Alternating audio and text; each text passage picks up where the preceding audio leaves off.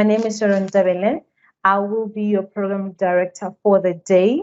I'm based in the Vaal Counseling Office, and I've been communicating with most of you, morning students as well. Thank you for making time and joining us again this morning. We had a really splendid day yesterday. I know that I've gained a lot, and most of you have actually gained a lot. I know it's your field as well.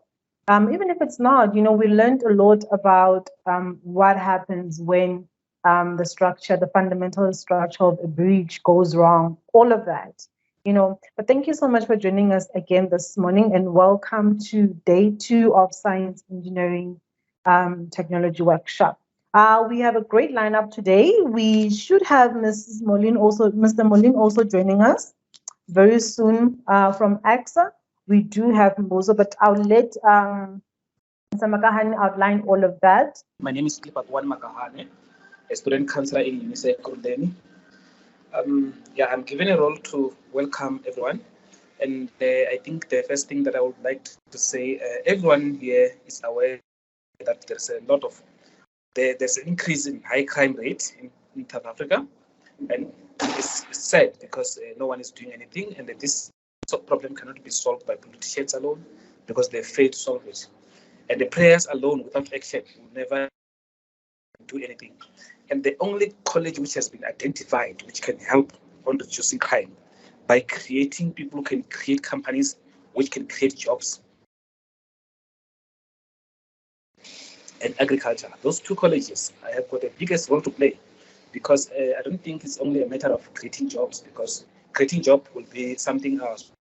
But if you can create people who can create companies which can employ many people, then the crime will go down as such. So I would like to welcome everyone.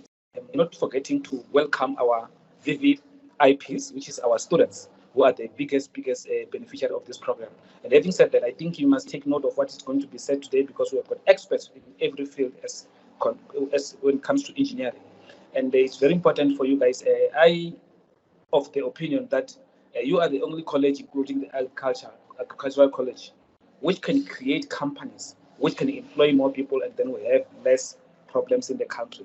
Having said that, feel welcome, and our guests, please give our students as much information as possible around the world of work, including how to start their own businesses within those fraternity, because they need to know these things so that we can have much students who are well graduated having this. Because even if you can create graduates who cannot create jobs, who cannot be able to have skills to employ others, we are doing nothing. And without you guys, we are nothing, because you have been walked the path already.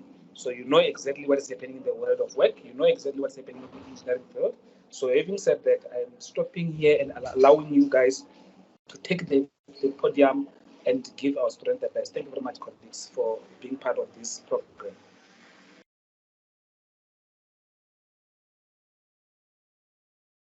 So Mr. Mbusi is going to be talking to entrepreneurship, right? He has been a UNICEF student for quite some time. I know it sounds a bit confusing to say I'm going to talk about how to build and sustain a relationship. But I want to say, in a platform where I'm expected to speak about the entrepreneurship, I want to say that, for me in particular, there's no business without a relationship. So it's very much a relationship. I also just want to acknowledge the 150 years, our milestone with the University of South Africa happening on the 26th of June.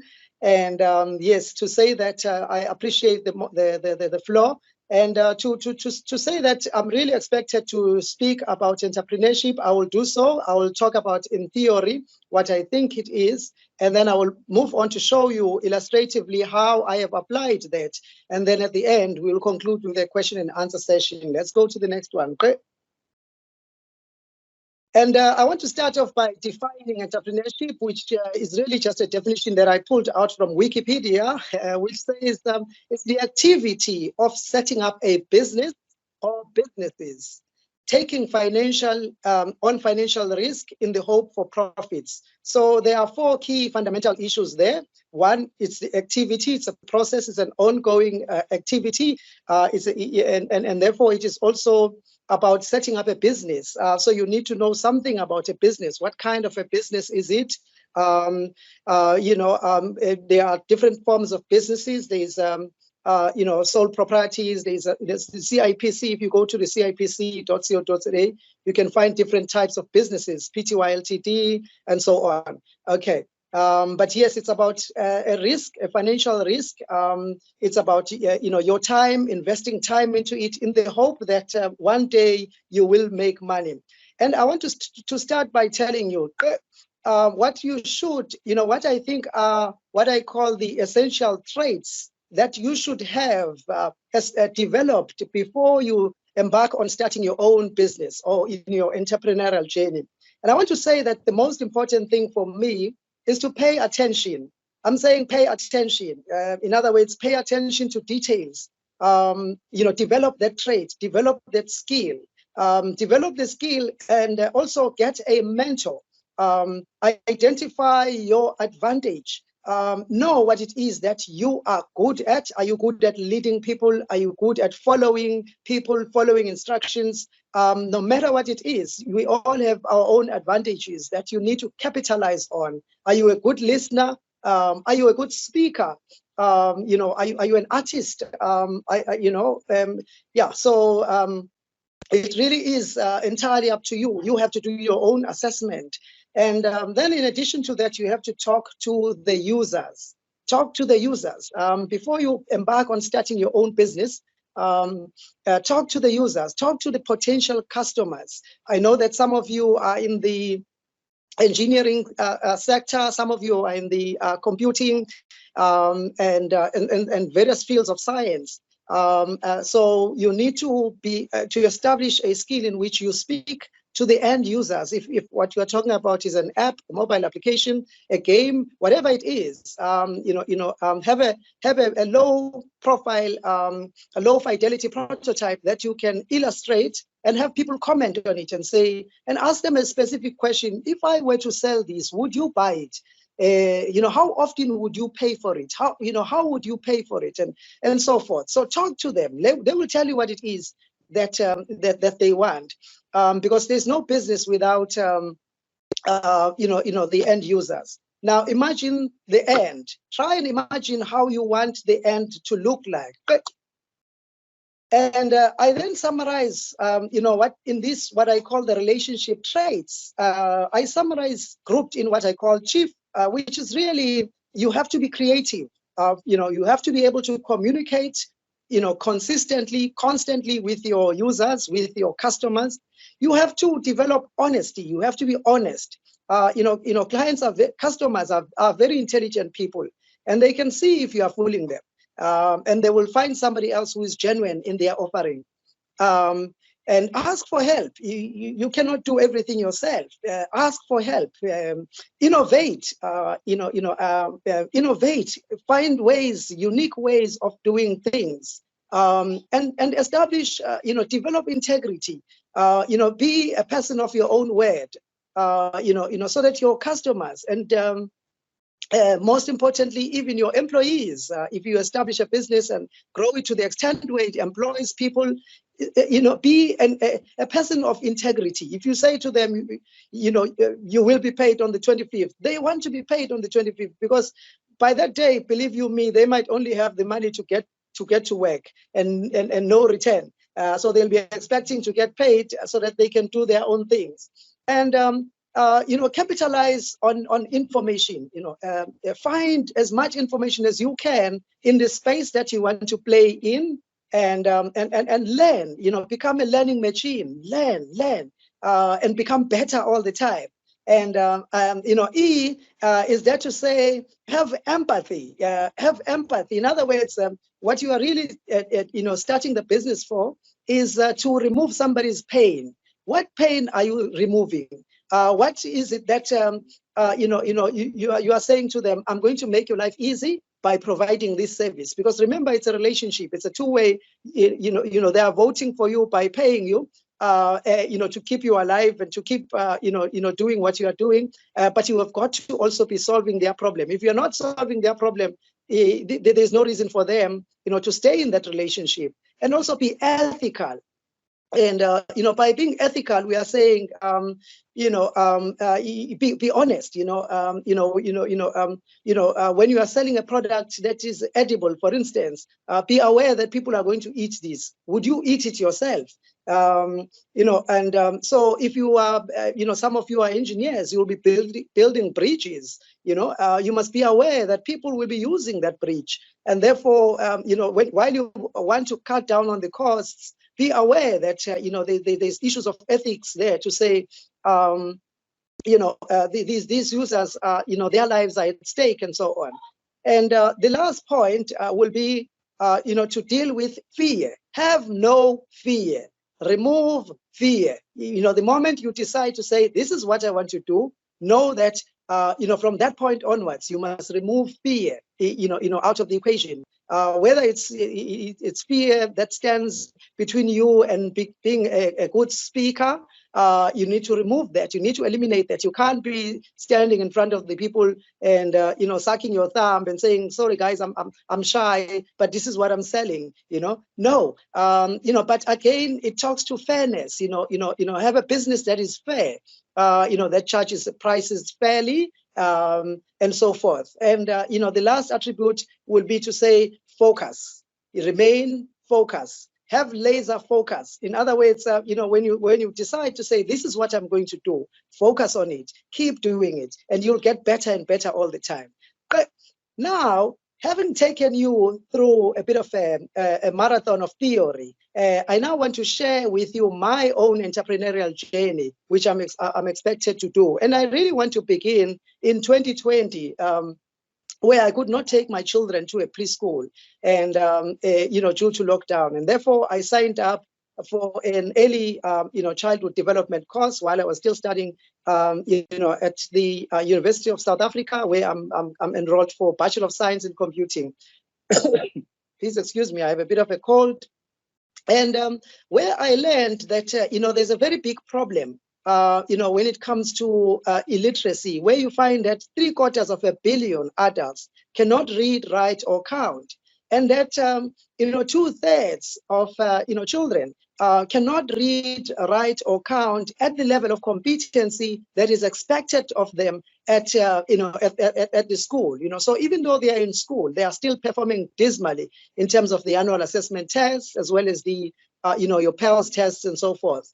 So I realized that this poor performance and participation in literacy and numeracy will lead to poor participation in STEMs, science, technology, engineering, and mathematics, and hence would result in poor participation in the fourth industrial revolution. I then put together a team comprising of myself, and I surrounded myself with very, very knowledgeable people. One is an educator, another one is a social worker, and another one is a postgraduate, BCom student at the University of South Africa. And together we have put what we call Umbalabala, an educational toolkit that is designed for learning, for assessment, and teaching.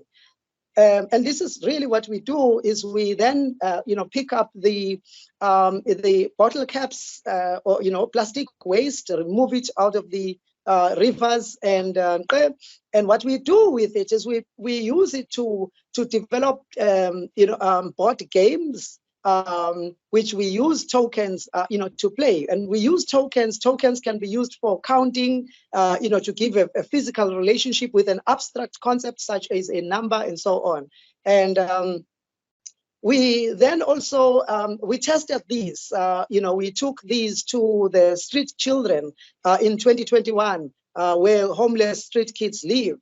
And we gave them these games. We said, play these games. And we then found that we also took these to Botanical Garden, to comply with COVID-19 regulations. And in the process, we ended up interacting with 526 children, 243 parents, and 44 volunteers. And we really learned that we could accelerate, learning in a very short space of time through these pilots that we tested.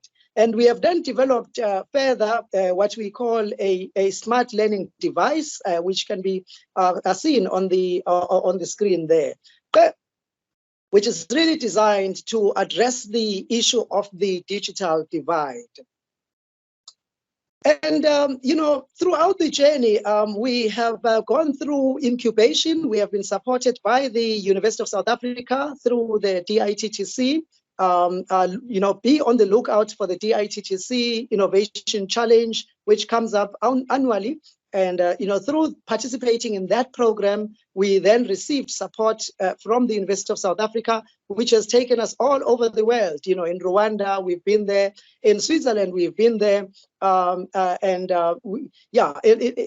We are then also supported by the University of Basel through the SASP program, the Swiss Africa Science Business Innovators program. And then, of course, we are supported by the Moses Kotane Institute, who financed our patent, as well as the City of Johannesburg. We have received a number of awards in the process, as can be seen on the screen. Right, I'm now summarizing. I'm really getting to the end of it now, I'm looking forward to a point at which we will now engage, interactively with yourselves. I mentioned that before you start, one of the key traits that you need to establish is to pay attention. Pay attention to details. Whether it's reading, whether it's listening to people, pay attention to details. You will find out what it is that you need to do, in your space, whether it's, it has to do with innovation, or it's just a business that you have in mind, and so on.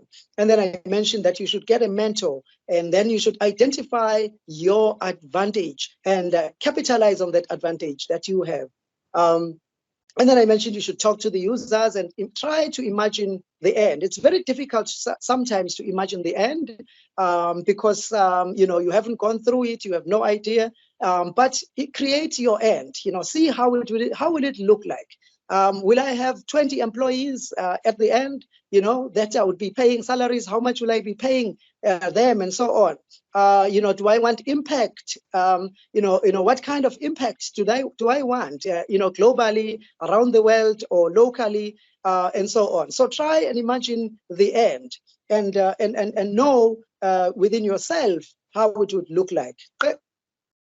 And I also use the acronym, the mnemonic chief, to really summarize some traits, which I think are both relationship traits, which really are necessary in today's business. Being creative, being the ability to communicate, honesty, asking for help. I mentioned, to be able to innovate, come up with something new, or a new way of doing something, and integrity, and and being able to capitalize on information. And I also mentioned empathy, as well as the ethics, to say honesty there, truthfulness, and so on. And then, of course, remove fear. Have no fear. Whatever fear that you have, get rid of that fear. Work on yourself. Practice. As you practice, you will get better and better. More and more. They say that the more you do things that you fear most, the better you become at it, and the less fearful you become. Fairness. Be fair, and also focus. Remain focused. Right. I also just want to take the moment to introduce my mentor. I'm very, very excited that, she recently, she produced a book, Living with Insight in Search of a Purpose, a very, very beautiful book. And I'm not saying she really has produced an outstanding book that has helped me, navigate the entrepreneurial space. So. I just wanted to ask if in your networks, do you guys have some funding? I joined 10 minutes later. I'm not sure if you've touched that, because sometimes you do have this business, but you're lacking funding, or just to push it through. So do you have like funding type of connections or network in your space? Yeah, no, brilliant. Thank you. No, I don't have funding network, funding connections, but I'll help you know that funding is abundant. There's so much money that people don't know what to do with it. You are quite fortunate to be in the space of the University of South Africa. I did mention the Innovation Challenge, for instance. So Innovation Challenge, one of the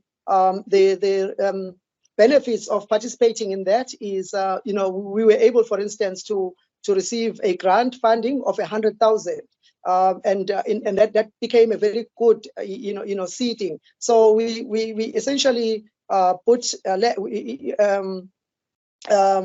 we essentially entered competitions, and by winning competitions, we were then able to finance our vision. So yeah, that's one model. It's not the only model, but I will tell you also that your biggest funder is your customer. So the moment you talk to the customer, you might find that your product, when you develop a product, you might even be able to sell it, before even have built it. Sometimes, they talk about off-plan, where you design something and you are able to show the prototype, and customers are able to sign up and pay you, deposits. Remember, we said you must be ethical. So when you receive that money, you must deliver on that promise. So that is one model, but there's so many avenues, so many, avenues that are available, which you could apply for funding. One of them, the TIA, Technology Innovation Agency. I can name, thousands of them. There's literally, people and organizations throughout the country that is very supportive in terms of the, small businesses. CEDA is one of them. All right, thank you so much for that response. I must say that Innovation Challenge is actually quite big. I've known individuals who have traveled abroad through that challenge as well. And not that it's designed for technology students, but most of the innovations are from technology and environmental sciences colleges. And you'd find that you're actually studying in a different college, you're teaching, but you still have an invention to put up forward. It's a very great concept, actually, Innovation Challenge. And it's still going on. I think that the applications are still open, going on up until the end, mid-April. You should apply if you've got an idea. Like he said, money is out there. You just need to know how to grab it. Thank you so much for that response, Mr. Mbuso, and for that question as well. Now, there's a question that says how one gets to participate in the Innovation Challenge. Yeah, I think if you just go to the My UNISA and you look through, because I know that fairly recently they've advertised. But also you can just send an email to innovation@unisa.ac.za. But I'm sure if you just Google UNISA Innovation Challenge, you will find the 2023 guidelines as well as the application forms. You download that, you complete the forms, you submit your initial idea. It's really, I would really encourage anyone to participate in that program, because they've got a very structured program which can train you. When I started there, I was so shy I couldn't speak, but today I'm very comfortable, fairly, relatively, speaking, because I've done it so many times. Thank you. We do have another question from Goodman. Do you think it's a good idea to have a business do you think it's good to have a business qualification to start a business, or you just go for it? Yeah, experience is the best teacher. I'd say if you do have a qualification, it is good, but you don't necessarily need it, to get started. Just start where you can start, and start very in a very simplified way. I don't want to say start small, but simplify your process and just get started. And sometimes, yes, there might be qualifications that you require, for compliance to be able to operate in a specific field. So you need to be conscious of that. And hence I spoke about information, to say you must be informed. What are the regulations, statutory requirements for that specific business that you have in mind. I just wanted to ask a question about how do you go about getting your first customers and trying to convince people when you don't really have proven you can show them experience in what you're trying to sell them? How do you assure them that they're going to be getting quality and they should be giving you a chance? Yeah, yeah, no. The one way is to build a prototype. So in other words, you've got this idea of something that does not exist anywhere in the world. So you could develop a prototype and a very simple prototype. It doesn't have to be, but just enough so that it is able to demonstrate the concept. So when you have that, then you talk to the users. You say, here is what I have in mind. I don't know, maybe it could be an idea for a bicycle. You know, say, okay, here is what I have in mind, something which you could write like this, and then you try and demonstrate it in a particular way, whether it's by cutting paper with scissors and creating something that demonstrates this functionality, what they call the minimum viable product. So once you have that, and yeah, the first person to say yes, and it shouldn't be your mother or your parent or your friend. It should be somebody who doesn't know you, most preferably, who can be brutally honest with you and say, I don't like this. But talk to as many people as you can. And you will, worst case scenario, you will learn how you can shape your offering so that you modify it so that it is, it is acceptable. The first prototype might not be acceptable, but you'll get better at it. You'll get better at as you articulate and learn from the users. You'll eventually land on the one thing that when you put on the table, people will be dying to take it home. All right, thank you so much for that question as well. Yeah, we keep getting into it, don't we? I think this is a very good platform to have these conversations in terms of innovation, prototypes, and how to go about all of those technology advanced projects that we always see. I think yesterday we saw the solar car. It was someone's idea and eventually came to life. We all begin with an idea, but it's also good to have a prototype, a model to show this is what is in my head. Or sometimes people need to see and touch your idea, and a prototype is a way to go. Thank you so much, Mr. Mbuso, for the presentation and responding to our questions as well. Yeah, let me relieve you from the stand. Thank you very much. Can we just give a round of applause to Mr. Mbuso? So I am Sonwabile Pakle, coming from South African Young Nuclear Professional Society, and this is a chapter that is actually advocating for nuclear. Recently, we're celebrating 21 years anniversary. Our chapter was established in 2002, and I'm glad to be in the midst of people that are celebrating 150 years of existence, and that is from since 1873. That's good, and I can just imagine how many 21s are in 150. I think there's about 7. So, and that speaks to many dreams and many doors of people that have been unlocked. And even in this room, I know there's people that will be becoming better people in the society, going back. And even currently, there is people that are better people because of this institution.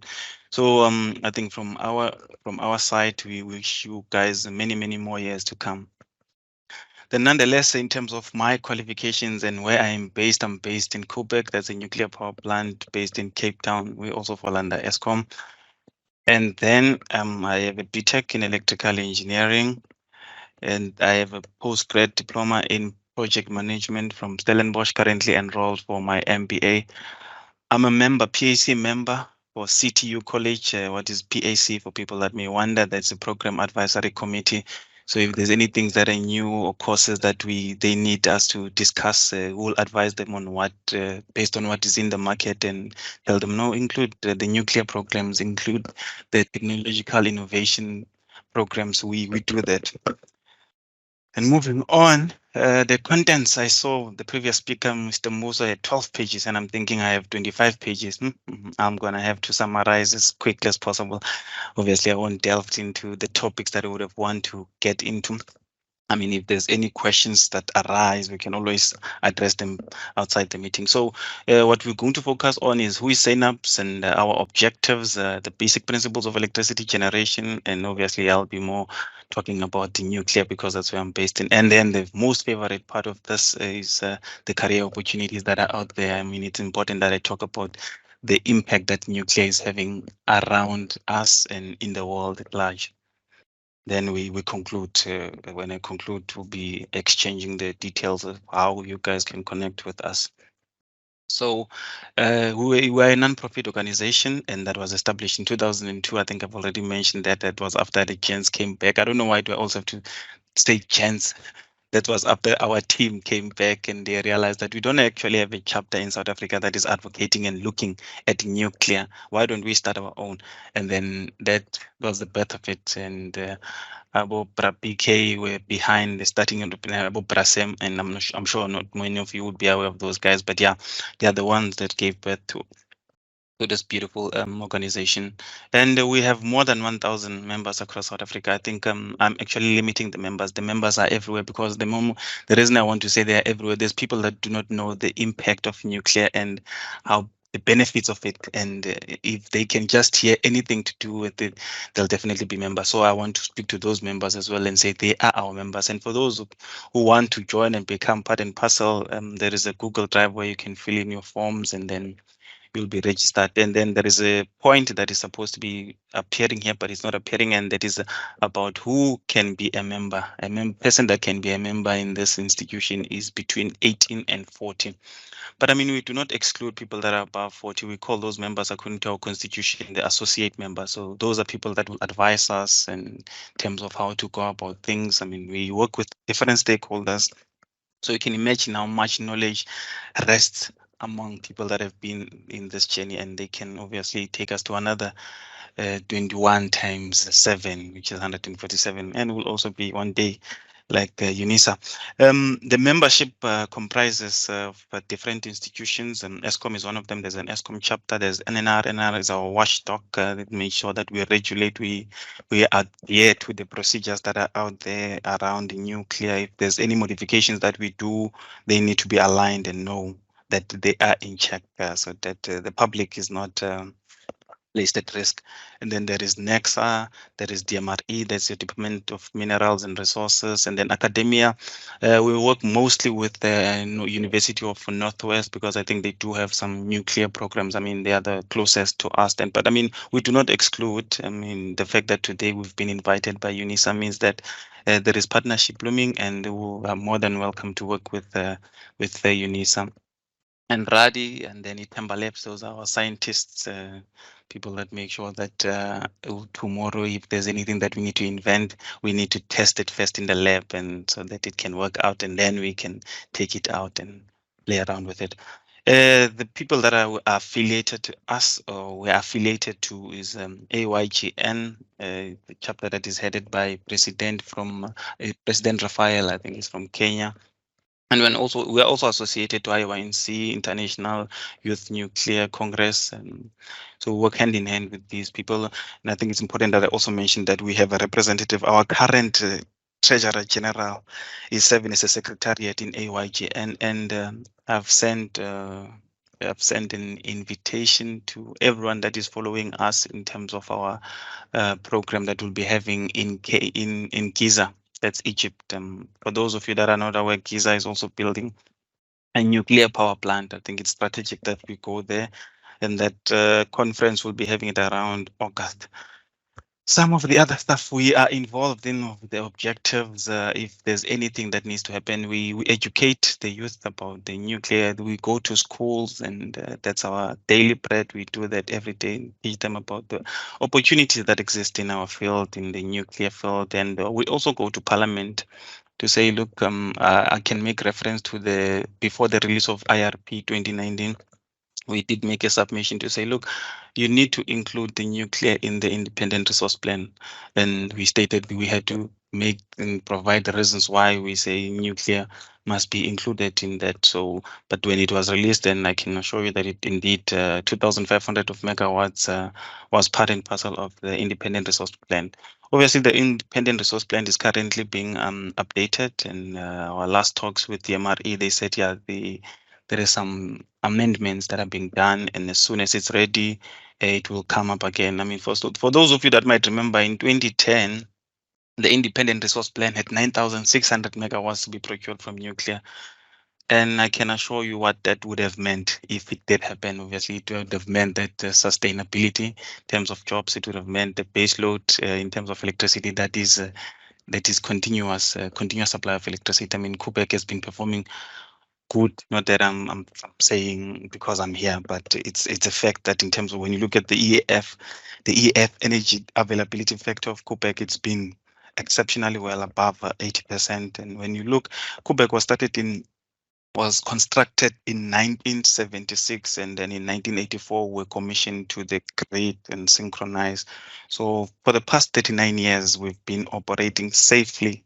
No one can come and tell me there is there is a fatality that has been registered under Quebec. Nope, there is no such registered terms of jobs that we've created. We've sent people abroad, and we are international workers. I'm proud to say that anyone that comes and works aside, the company that is going to employ you you're mostly hunted by people that are in abroad, Abu Dhabi or Finland, or USA, wherever there is a nuclear power plant. You tend to work there. But I'll get to that part. Maybe let me not exhaust it now. So the basic principles of electricity, because of time, I'm not going to necessarily go to each and every topic. I think Sharon will assist me in terms when my time lapses, because I don't have a watch. I can't see the time since I'm sharing the screen. But nonetheless, the basic principle of electricity, you need a source of heat. That source of heat can be anything. It can be coal. It can be your fuel elements, which is in our side, your nuclear, can be the hydro, and then the others, people that are from states will use your geothermal. Your geothermal is taking the heat from the magma. The magma, when you dig deep at the bottom rock, is the source of heat. So in this case, you see you have a kettle there. That kettle is you have a steam that comes out. That steam will turn the turbine. The turbine, you have a mechanical process that gets converted to electrical process. That's in your alternator or generator. And then we power the houses. Then we move. That's the basic principle. And then the summary of nuclear, I think when I touch this drawing, I'll be covering for the parts that will also follow. So you have your reactor vessel, that's the primary site. Maybe in a bigger scope of things, I'll say you have your primary, you have your secondary, and you have your tertiary. And your tertiary would when you distribute electricity to your homes. So in the primary side, you have your reactor vessel. The reactor vessel has the fuel elements, 157 of these fuel elements. And then you have the water that you'll see that is moving around here. This is a cube that is closed. And at power, when the reactor is at power, we operate at 15.4 MPa. You see there is a pressurizer. The pressurizer is there to make sure that the water does not boil, because when the water boils, then it will take up the space in the vessel, and we do not want that. So we want to get as much heat, and then the heat that we get comes here to the steam generator. The steam generator is what we are currently replacing. They've been operating for the past 40 years, and now we are saying, yeah, we need to extend the life of Quebec. So extending our life of Quebec means we need to modify some of our equipment, major equipment, and the SGs. And I think we've reached a milestone. I'm not sure if you guys are following us in the news or the news around Quebec, but you will see that we have lifted all three of the steam generators out of the containment, and we just need to put the new ones in, and these ones are going to give us a good efficiency. And I was talking to the reactor operator yesterday. He told me that we are likely to get at least 1,000 megawatts now. Currently, we're sending to the grid 927 megawatt, but I mean that 70 makes a huge difference, don't you think? And we have done some other big modifications. Our turbines have been changed as well, and we are still continuing to embark on other deviations, that stuff that we have not done in terms of maintenance. But I mean, we've been continuously maintaining our plant. That's why it can take us to another 20 years, to 2044.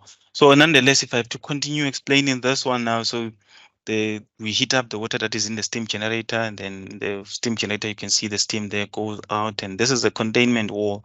Steam generator is inside the containment wall. Then it will go out, then first high pressure turbine. Then after the high pressure turbine, we go to the GSS, the system called GSS, this moisture separator. It removes the humidity from the steam, because the reason you want to remove that humidity is you do not want to corrode your turbines. And then it comes to the low pressure turbines, which is your number 6. Low pressure turbines, that process that I was talking about in the previous picture of the mechanical process conversion to electrical process. And then we have your generator that gives us electricity. Then you are sending to our homes, which is your tertiary.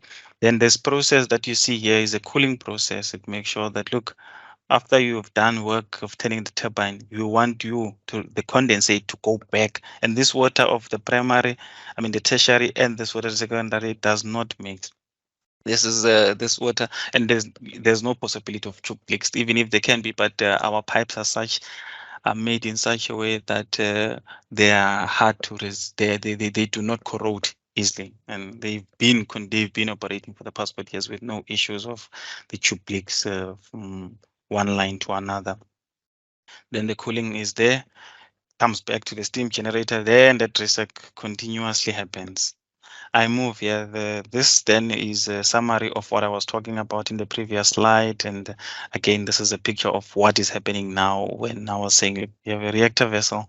And I'm going to talk to it when I get to safety as well, but I think I can still talk to it now. Our reactor vessel, the containment wall is made of a 1 meter thick concrete. So even if a plane can try to come and crash here, it won't work. It won't get in.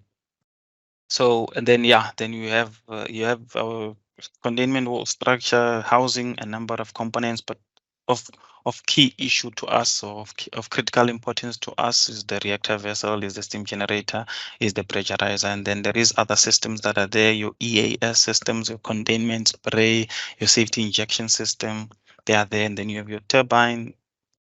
Spoken to that, you have your generator, and then you have your transmission lines there, your high transmission lines that goes to our home, they power our houses. And then the simplest difference between the fission and the fusion process is that the fission process, which is what is taking place in our fuel elements in the primary side, it splits, the atom splits into smaller ones, and then the fusion process. Yesterday I joined your session. I had the AIA, the artificial intelligence lecture, speaking about the great things that are happening. So the inventions that they are also doing. So we are hoping that in future there will be a technology that can assist us to arrest this the energy that comes from fusion. So what is the example of a fusion? The example of fusion is the energy like sun. You see the heat that comes from the sun. There has not been a technology yet that is there that can allow us to use it to our advantage in terms of generating electricity and using that heat for a good benefit. Again, whenever I have to debate or talk with someone, I say, but it's unfair that we have to compare nuclear with any other source of energy. Why am I saying it's unfair? Because nuclear is number one. Whether you go to energy availability factor, whether you go to capacity factor, we are sitting at 92%. And then maybe not that I'm against any source of energy. I'd say now we have to compare nuclear with the renewables. The renewables are giving you a capacity factor of between 25 and 30%, and then now you have to plead your case as a nuclear person to say, but nuclear is, but that's not. I feel like that's not a fair debate, because you know you are good. If you are good, you're good. You don't have to justify yourself about how good you are. Nonetheless, so nuclear power benefits. It's a clean source of energy. We do not emit any carbon emissions. That's fact. That's a fact. We are reliable, and I think I've already spoken to this many times by talking to you about Quebec. And if I have to make a reference to other nations that have reactors, I mean, you have to think for yourself, why are they having so many reactors if the nuclear is not that reliable? You go to the US, they have something like 96 reactors. Go to Russia, they have something like above 30. Last time I checked, it was above 35. And then you go to your France, the major source of energy is coming from nuclear. I mean, it should speak to you. It should resonate with you as to what is this nuclear and how important is this source of energy. If we can go back to today's band and say, look, we want the new generation plan, the 2500 plan to take place. What difference will it make to South Africa? What difference will it make to our energy, to our grid, in terms of stability? And you get your answers. And I think I've spoken to that. And this is just an illustration to say that, look, what I am saying, or what you see in this presentation, is not a numbers that are thumb sucked, but it's actually a fact. And you can see that the capacity factor, nuclear is sitting there like it's cruising there with distinctions. And yeah, you can see it's a distinction, and then you can compare the other ones that you can see: geothermal, your natural gas, coal, hydro, wind. There is solar. so renewables. But then we move, and I've spoken to the energy availability factor, and I think I've spoken to safety. But if I have to summarize the safety part of it, our safety starts there at the gate. This is a national key point. So meaning no one, it's not an access for everybody. It's a limited access because we're a national key point. We can't take chances because of the source of energy that we are producing. So then we come to our containment structure, and then we come to our safeguard systems. We come to our diesels that are our backup. We come to the watchdogs. When I say the watchdogs, are people that are regulating us. We're regulated by IMPO, by WANU. Then we have our own, which is NNR. So you can't just do as you please here. So we are very much contained, and I mean that's for the safety of the public, the safety of everyone that is sitting in this meeting now. So it's critical that I also emphasize that. So this is speaking to what I've addressed. And again, if we have to speak to the radiations, I won't necessarily unpack the whole part of radiations, but the different types of the radiations that are there. And by the way, NNR has a limit for us, for people to be exposed to the radiation. So we are more prone to pick up a lot of radiation outside than inside. The process and the definition of radiation is the process at which atoms emit energy through electromagnetic waves or particles in order to be more stable. So, and then you can see now the different things that can stop these radiation sources that we have. We have your alpha rays. Your alpha rays can be stopped by a paper. Your beta can penetrate the paper, and then it can be stopped by human. Then gamma goes through. It does not stop. It will only be stopped by shielding, the shielding that can be water or a containment. Or and then again, when you come here, I'm still explaining the same thing.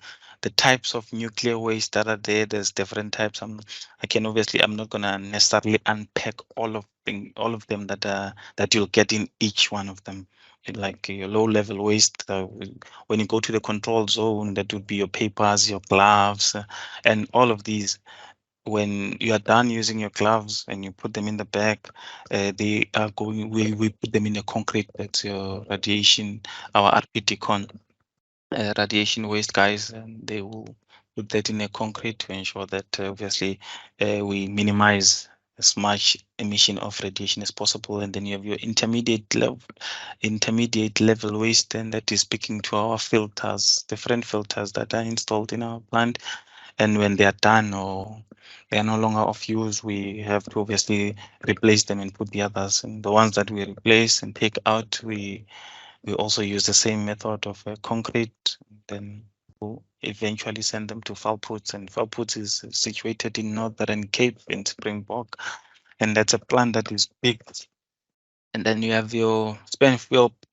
The fuel that we have used, we put it in our spent fuel pool, and to thus far we have not taken anyone out, meaning off-site. It remains here in our spent fuel pool.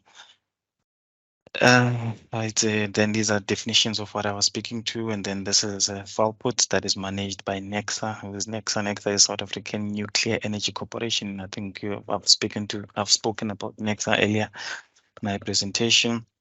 And you can see that we have enough space. I mean, if this can accommodate the power stations that are three, the size of Quebec alone, you can see how big it is. And it simply means that we have enough storage space for waste in Falpoots. And then I think this is part that I like the most is obviously this part was just limiting in terms of engineering. I can tell you now for free that a nuclear power plant is an institution. And the reason I say it's an institution because we accommodate and house everyone, starting from data capturers, your secretaries.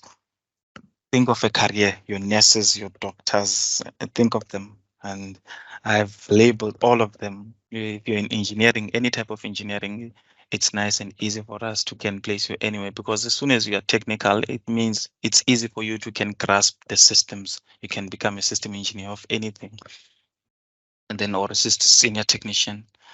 And then we have chemistry, nuclear physics, operating. So and these are just stuff. I mean, it's not even a reflection of what we currently have. I think if I have to go to HR and ask for all the different careers that we have here, you'll see a different number here. So this was just a summary. And then factors affecting how energy industry will look like includes what now I'm concluding. Politics play a major role. Even currently, we have seen with this load shedding and the us being in a state of disaster that was declared by the president, and the appointment of the new minister of electricity. Those are politics. They speak if that side can decide that we're gonna implement this policy, it speaks to our energy. It speaks to electricity that you must get, that we must get, all of us. So if they make good policies, those policies have a good chance of benefiting us. If they say, look, we currently have an issue of load shedding. How do we address this issue? You need your Minister of Electricity to assist us with that in that regard, to say, look, let's build more power stations. Let's build more, whether it's renewables, whether it's nuclear. What is the benefit of nuclear? I'm not sure if I have already mentioned this so far, but the report that was released by KMPG in 2017 says Quebec has 2 units. It's creating 35,000 jobs. 35,000. When you look at the report and you go back, you see that between 2012 and 2013, there was about 64,000 jobs accounted for by these 2 units. I mean, this should give you a bigger picture of what is really happening. So in my concluding remarks, I was in a school in Kukuletu. I spent 10 minutes explaining to one of the grade 12s there the benefits of nuclear. Then the question is asking me is, if you're saying nuclear is this good, why are we not implementing it? It became difficult. Yes, I can explain it to him, but becomes again difficult when you have to explain to a grade 12 year, because it doesn't make sense to him that why at this point in time are we not having this if it has so many nice benefits. I think I'll leave it there with you as well. And I hope that you'll also spread the message about the nuclear and the jobs that it creates. And the last concluding remarks would be the future of South Africa is in our hands. If we don't take this opportunity, someone else will, and they currently are. This is where you get hold of us. www.synapse.org, LinkedIn, post every day on LinkedIn, we post every day on Facebook page. Most opportunities that come, we just send. We work with a lot of stakeholders. I know maybe those questions might come. So we work with a lot of stakeholders. Any information that they have, we dissipate it, we send it out to everyone. That's it from my side. Thank you.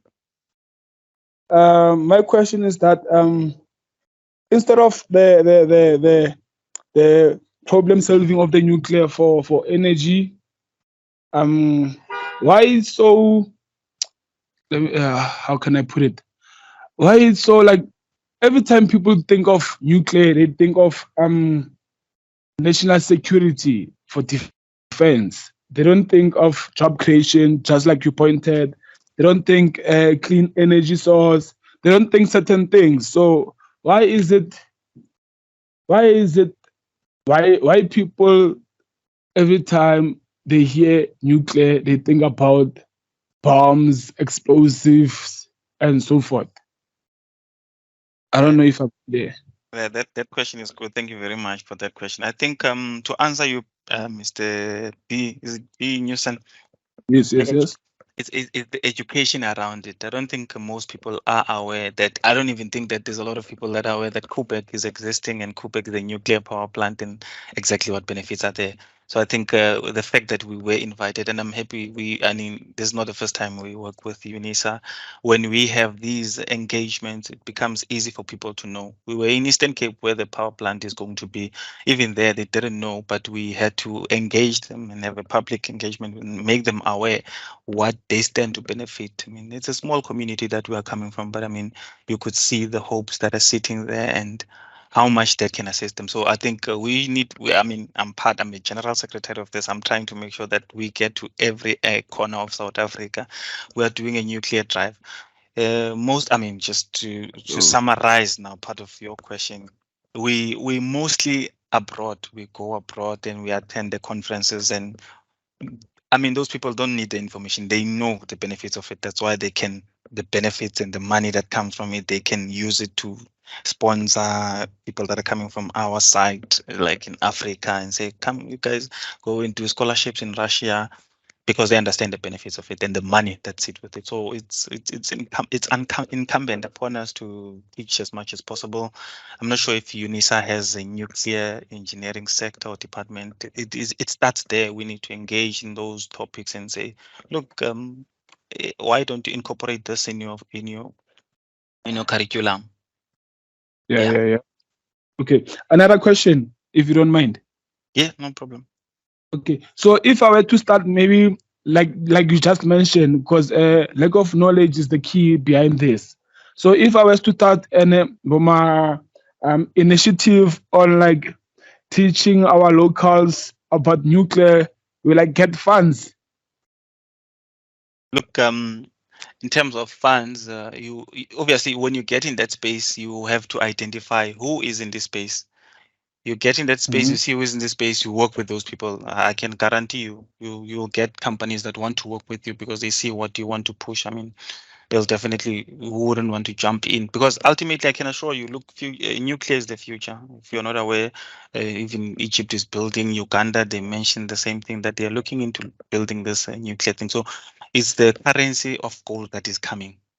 They can see a lot of people are waking up. So you doing that, you can go ahead, then you'll knock on doors. I mean, we do the same thing. We are a non-profit organization, but we knock on doors, we ask for assistance, we ask for assistance to fund students, assistance to any opportunity to go to, for them to go to conferences. We do that. So you can go ahead. No, okay, cool. Thank you. Hi, good morning, everyone. I just wanted to answer a question that's on the chat. So I also work with Sonobile at Kubek Nuclear Power Station. So the question was with regards to why does Kubek do maintenance every year?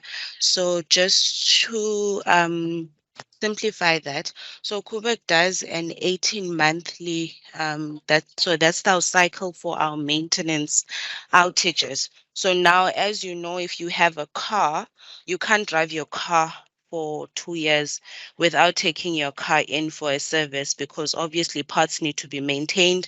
Otherwise, your car starts depleting or parts start depleting. So the same goes for a nuclear power plant. So even with the fuel that Sonwabile was talking about, like so that fuel gets depleted over time. So we need to replace the fuel and ensure that we've got the fission process is able to happen and its efficiency thereof. So that those are some of the reasons why we have the maintenance periods, the maintenance outages. So those are on an 18-monthly basis, and those are to ensure that our car is running, and it's not just running, but it is running safely and for the benefit of South Africa. Because if a nuclear accident were to happen, I know one of my managers, previous managers, used to like saying that we're not running a candy shop. So if, for instance, anything were to happen in a candy shop, or let me just make an example at Caltech's refinery, for instance, if anything were to happen there, we've had an accident there, I think in the past, I think 3 years ago or something, but things still continued thereafter. But if any accident were to happen in a nuclear power plant, there would be devastating effects. If you guys can maybe go and read up about Chernobyl, and you guys know what happened at Fukushima. So we need to ensure that we put our barriers in place so that the nuclear power plant is able to run efficiently and effectively, and also bearing in mind the safety of all South Africans. Thank you. All right, thank you so much for that well thought response to us. We're also learning as well. I'm from IDS, the Center of and the Institute for the Development of Energy for African Sustainability. And the thing is that the institute will be coming to an end soon, and it's going to be replaced by another institute that's coming in the coming months. So on my side, I'm actually forming a new center, which is called the Center of Competency in Environmental Biotechnology, which is sponsored by the Department of Science and innovation.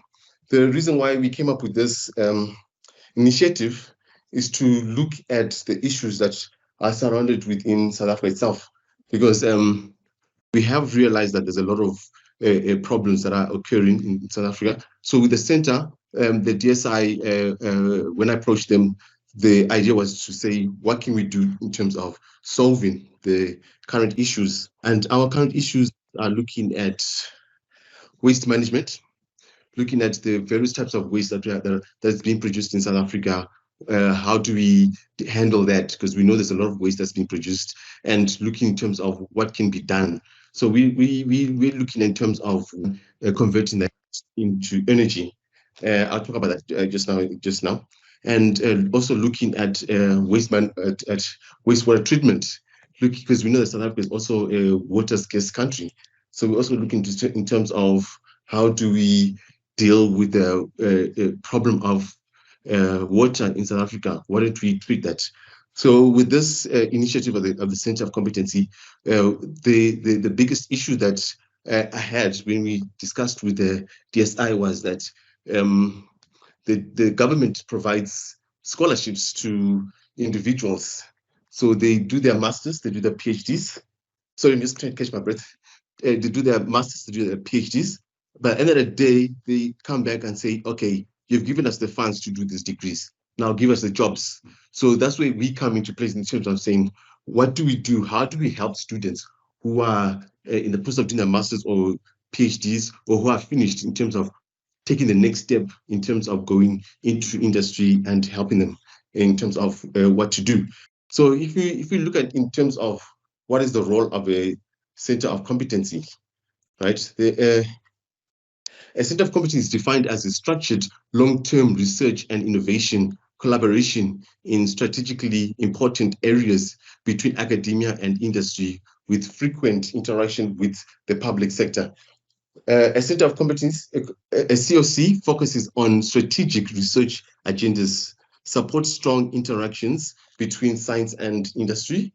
The main operation objective of a COC is to strengthen university industry collaboration, thus accelerating the innovation process of leading to economic growth. What are we talking about here?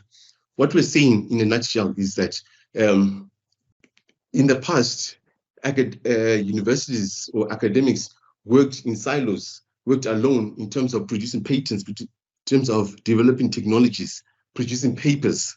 And at the end of the day, you ask yourself, these technologies that you're developing, who are they for?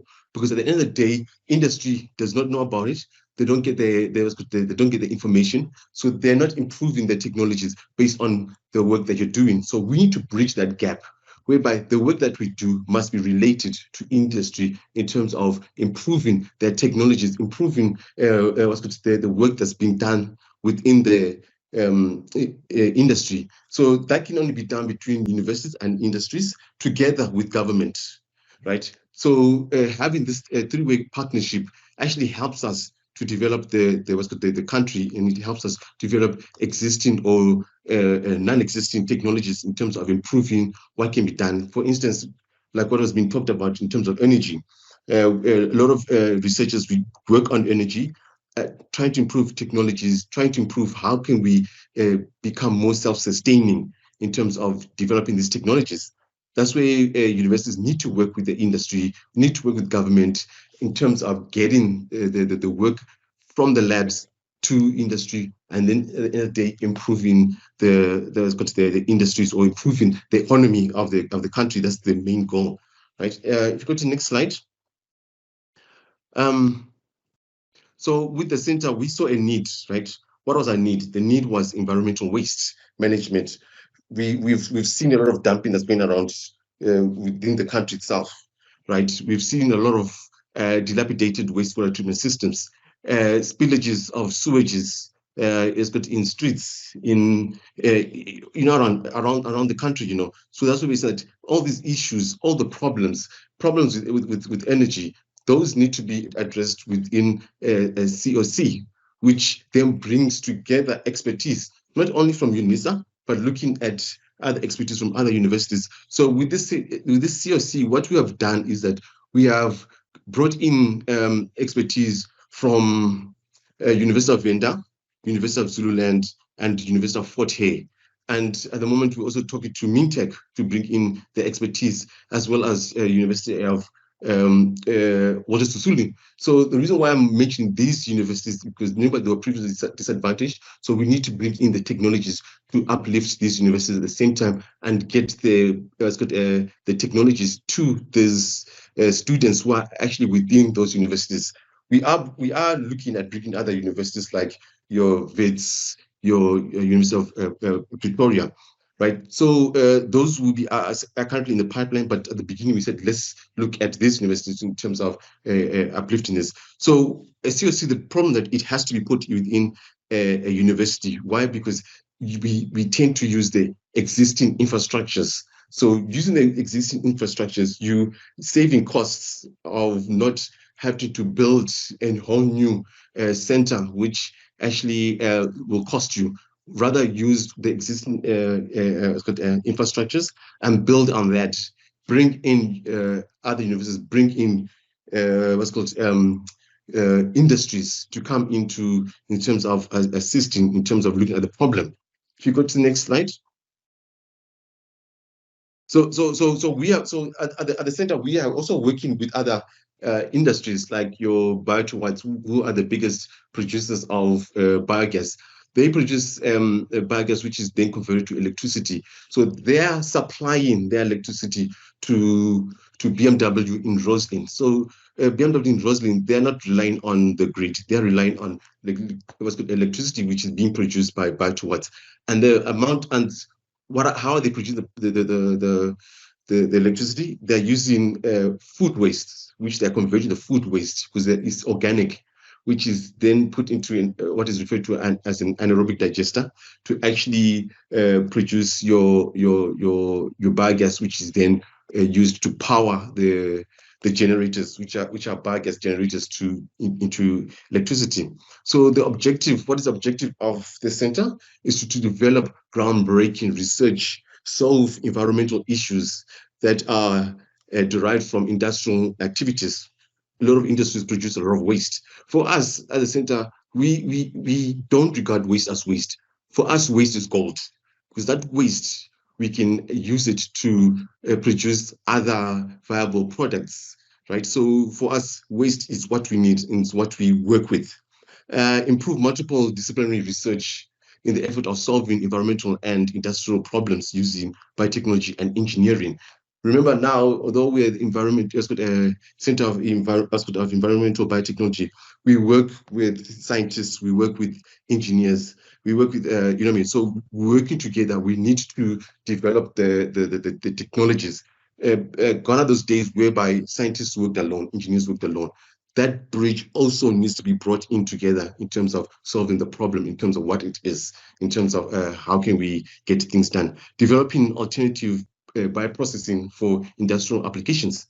What can we do? The products that are being produced waste, can we actually convert that to other bio-based products? So we look at that kind of technologies.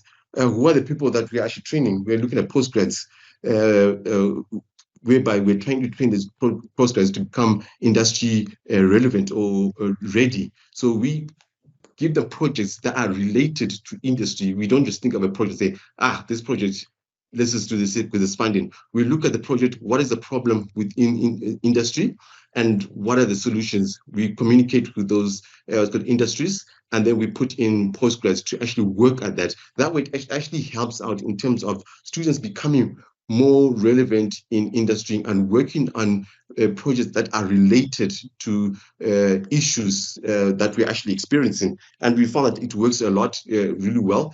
Government actually wants us to do that. That's why they're actually sponsoring us with the center to look at those issues. It also helps the students to become industry ready, whereby when opportunities are available, they're taken by the industries because they've already been working in that field and they are being exposed and they are able to help those industries in improving their technologies. So that's what we're looking at. That's why I also mentioned training of interns, technicians, and entrepreneurs.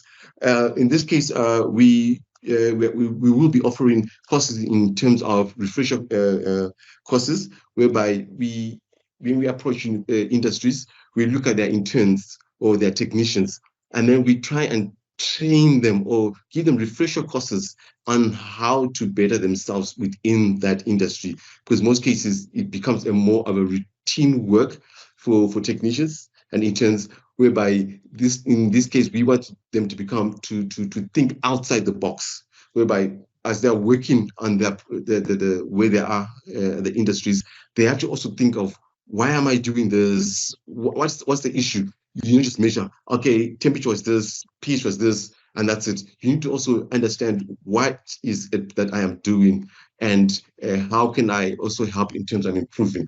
And also remember, technologies within industries are changing. So people's mindset also needs to change with the changing in technology, for them to understand, okay, the technology is changing from the past 5 years, we've been using in this direction, it has changed to this direction. Okay, I need to be relevant in that industry to be more competent in my job. So those are the things we're actually looking at. And in terms of helping out entrepreneurs, is something that a government is also approached us to help out, because they receive a lot of entrepreneurs who approach them in terms of ideas they have, and they want to take this to market or prove their concept.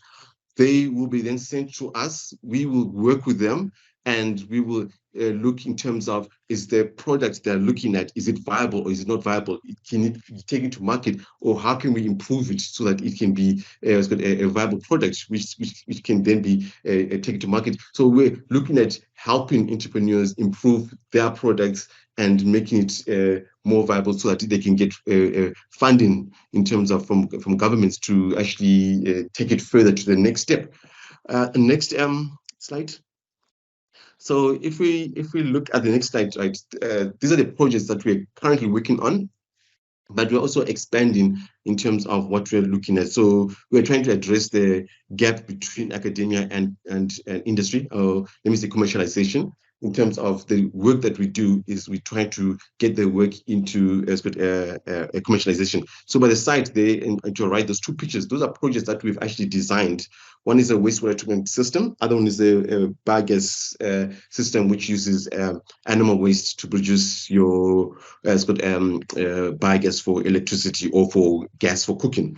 So those are projects that we've been busy with, and we're working on other projects. So if you look at the two main focus is bioremediation. So bioremediation is looking at removal of pollutants from wastewater. So that's where the water system comes into place. Then your bioenergy, whereby we're looking basically at energy, looking at your municipal waste, looking at your agricultural waste, your domestic waste, and converting that to energy, and also into what we refer to as biofertilizers. So because we also like to replace chemical fertilizers with your organic fertilizers. So with the digester, it produces good organic fertilizer, which can then be used to replenish the soil or the land in which people are working on. The same things that we also look at, as whereby we're looking at old used mine dumps, which the soil is now completely depleted in terms of no growth, no nothing. So we're using the digester to bring back the land by bringing back the nutrients and bringing back the vegetation to that. So those are just example of some of the stuff that we're working on. So the research that we're working on is in line with the industrial biotechnology component of the bioeconomy strategy of South Africa. Because remember, South Africa is looking at biological resources in terms of growing the economy. I'll mention that, I'll talk about that just now. If you look, next slide, sorry. Okay, what do we do? The Center of Competency, it provides a platform from which partnerships can be established between industry and academic research institutes, as well as government. So in this, it provides this platform, we are then promoting skills acquisition. We're also promoting technology upscaling from lab scale to pilot scale as well, and then onto commercial scale. So we're looking at that transition. We're looking at technology development. how do we improve the technologies that's out there? How can we make it better? So all those, we're looking at that by using expertise who come into the COC and work with us in terms of getting that done. So we also, like I mentioned, we also working with entrepreneurs in terms of how do we improve their technologies. So it's not just expertise from other universities, but anybody who we feel, okay, you can come in, let's work together and see if we can actually grow the technologies that are there. Next slide. So now I put in the slides. This slide I just put in just to give you an example in terms of there's a platform called the Bioeconomy SA portal, right? So this one, what it does now is that they were given the mandate by the Department of Science and Innovation to invite SMMEs who are involved in biotechnology, who are involved in innovation to join, as well as existing companies to be part of that, so that we form a network whereby we can work together, see what other people are doing, how can we improve the technologies, how can we work in terms of the whole system. So here I put this thing because I would like for everybody to actually, those who are interested, you can actually join as an individual, or if you've got a company, you can join as a company, and then within this portal, you get a list of which companies are involved, what are they doing, how can you network with them, how can you do research project with them or whatever. But at the same time, they also have opportunities whereby, because I was in it today, whereby if you're looking for jobs, they're there. And I can tell you now, there's quite a lot of jobs that are being advertised. So that platform is also a good platform in terms of within the bioeconomy, in terms of you assisting, in terms of growing the South African economy through the bioeconomy. So that jobs being advertised there, which link you to also to LinkedIn and available companies that are looking for students or individuals who are looking for jobs. So this is a good opportunity for people to actually just go in and have a look at. If you go to the next slide. I'm almost there. If you look at in terms of what do we anticipate as our outcome within the center, we looking to, as I mentioned, we're looking at human capital development. So we're looking at postgrads, interns, technicians, highly skilled, semi-skilled, and non-skilled. So when I look at non-skilled, we're even looking at people as those who don't even have matric, in terms of helping them, assisting them. These are more like community engagement projects whereby we would actually like to go into the communities and also train the communities in terms of the waste that they're producing, what can be done, how can they actually make money from that, you know what I mean? And then seeing how can we actually help you in terms of becoming self-sustaining. Because remember, the other thing that we look at within the center, right, which is sort of one of the mandates with the DSI, Department of Science and Innovation, is to look at saying with postgrads, right, once you finish from your studies, right, rather than you looking at at a company saying, I want to become an employee of this company or whatever, why don't you rethink it and say, why shouldn't I become an employer and help out other people? How can I start a company based on the expertise that I've got, based on the expertise that I've gained? You now know where the gaps are. You now know what solutions need to be done. What stops you from becoming an employer, and in terms of helping in starting off your own company and helping out people within communities, or becoming self-employed, and that way it helps in terms of reducing the unemployment within the country, because most people are looking, we want jobs Here we say, why don't you try to start something? So with the government, we're working with that. Obviously, it will mean you obviously need funds to start that off. We can help you with the technology development and stuff like that, and then help you working with DSI in terms of where can we get funds and stuff like that. So that's the partnership where we're working with DSI. Research outputs. Obviously, as an institute, we are looking at publications, patents. Patents are important in terms of you coming in, developing your technology, and then producing that patent. You can obviously make money for that patent, or you can take that patent and then start off a technology that's required. So those are the things that we're looking at. So we're looking at in terms of helping people in doing that, as well as producing the patents for ourselves within UNISA. Other outputs, we're looking at prototypes and commercialization, developing prototypes. Prototypes are key because in many cases, when you go to look for funding, they always ask you, do you have a concept or do you have a prototype to prove to us that this works? That's where we come in, where we design the prototypes and then prove the concept of that we are working on. Then when you go to industries to say, okay, you got this problem, we can help you by solving your problem. How can we do that? Come, we show you the prototype. Then you show them through the prototype, the system, how it's working.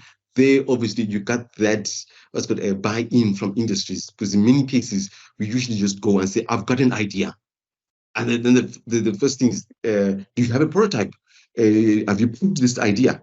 Now, we will say, yes, I got a prototype. Yes, we'll prove the idea. Here it is.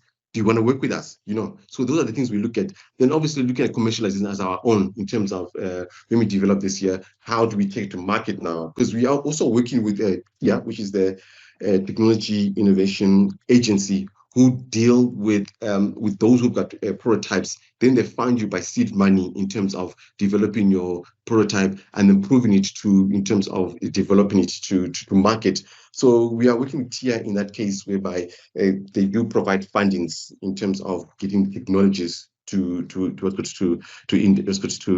market through their various steps that they do. I was just busy with the TR report just yesterday in terms of the technologies that we're working on. Like I mentioned, working with entrepreneurs and looking at industrially skilled workplace readiness, getting you ready for that workplace through the courses or through the training that we give postgrads and undergrads, so that when they go out, they've got that training, they have that understanding. It won't be difficult for the company to say, come through, you've worked in this project, you can work with us. If you go to the next one, I think that should be the last one, not too sure. Next slide, sorry. Okay, who do we want? So like I mentioned, we are working scientists and engineers. So we look at microbiologists, biotechnologists, chemists, engineers, we're looking at chemical engineering, biochemical engineers and mechanical engineers working together to improve technologies, and it has worked really well, and we've managed to succeed. This is the reason why we were able to get the funding that we've gotten from government, because they've seen our expertise and they know where we want to go, and they are willing to sponsor that and taking us further in terms of how do we help students and at the same time the economy. If you go to the next slide. Okay, so the selection process in terms of postgrads, we advertise, then we do a selection, and then we submit. Then we ask the student to submit a proposal. We look at it, but obviously this will be based on the fields that we are in. Do a proposal. We look at the proposal, do an interview, and then we make a decision whether to take you on or not. But remember, it's competitive because we looking for really good people to work with us. Oh, sorry about that. To work with us and to get the projects done. Postgrads, we do the same thing where we advertise and then we select, do interview, and then we get them working with us. So that's how we actually select students. I just wanted to ask, how can an undergraduate, because I see that you're looking for postgrads in your selection process, how can an undergrad get involved with the COC? And also, my second question is, you explained very well how you go about repurposing waste, but I wanted to get a little bit more information on how you go about your bioremediation efforts. Okay, no, thank you. With undergrads, what we do within the college, they obviously come in with as undergrads, right? So what we then do at the center, right? We mainly focus on postgrads, but remember, for us to select those postgrads, right? We would definitely like to work with undergrads and kind of like mentor them slowly, so that by the time they reach the end of their degrees, they at that stage whereby we can automatically take them on to postgrads. So what we do is we have a lot of projects, right? And with these projects, although they're being worked with postgrads, we do have projects whereby we actually can put in undergrads to slowly work on these projects, so they get that feel of the project or what we're doing. And then at the end of the day, when they decide to do postgrads, we then recruit them on into the center. But that doesn't stop, because remember I mentioned that we are also looking at training interns, technicians. These are basically obviously your undergrads. So for us, in terms of coming through, you then obviously come in as an intern into the COC, and then working with us, because we do have a lot of projects. I mentioned a lot of projects whereby we give you projects to work on, and then you look at the bigger picture, work with the postgrads, and then get in. So you end up getting that feel. So we definitely do need undergrads to start training them from the beginning, and then getting them to that level. Yeah. The other one was with the what's the other one? Bioremediation. Bioremediation, we are looking at contaminations within the environments. One of our biggest one is looking at wastewater treatment plants. We know that with our current wastewater treatment plants within South Africa, they are dilapidated. They are not functioning properly. You've heard of the issues within the VAL, the pollution that's occurring. We are looking at that, because I've got two students who are in government at the moment, who are doing a master's and a PhDs on looking at solving that. So we're looking at a biological process, looking at in terms of the sludge, and then converting that sludge to treat it within the wastewater treatment plants. Because if you look at the wastewater treatment plants, you've got the secondary treatment plant where you get the sludge. Now, with that sludge, most of it produces a lot of methane, and that methane is being flared into the atmosphere. So we're saying, why don't we capture that and then convert that to electricity and use it to power the plant, move away from ESCOM, and then seeing how can we do that. We're also looking at the various industries that are actually producing their waste, right?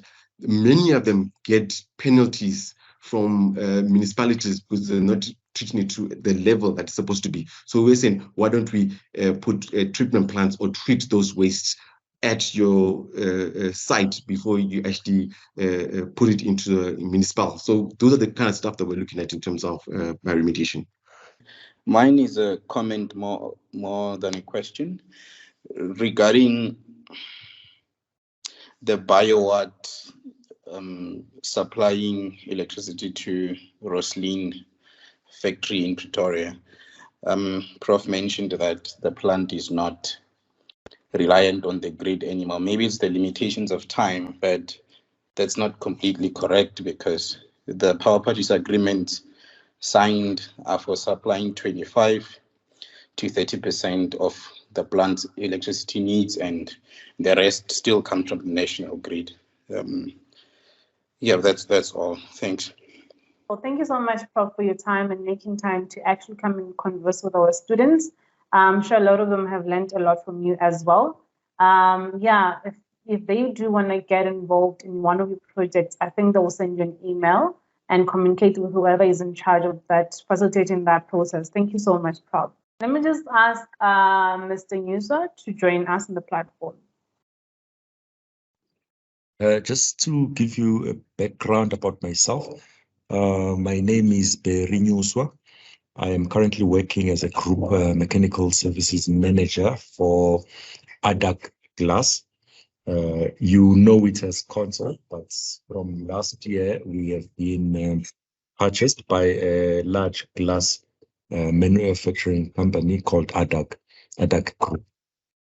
So prior to this, I was an operations manager for a rail company called Vosstelpine. And before then, I was a production manager for a company called Max Steel. I'm sure you know them. My educational background, I have an honors degree from University of Pretoria in technology management, and I have a Bachelor of Engineering Science from University of KwaZulu-Natal. And then in between, I've done a lot of courses to supplement my skills, such as I did an MDP with University of Free State, as well as an executive development program with Vets Business School. So that is my background.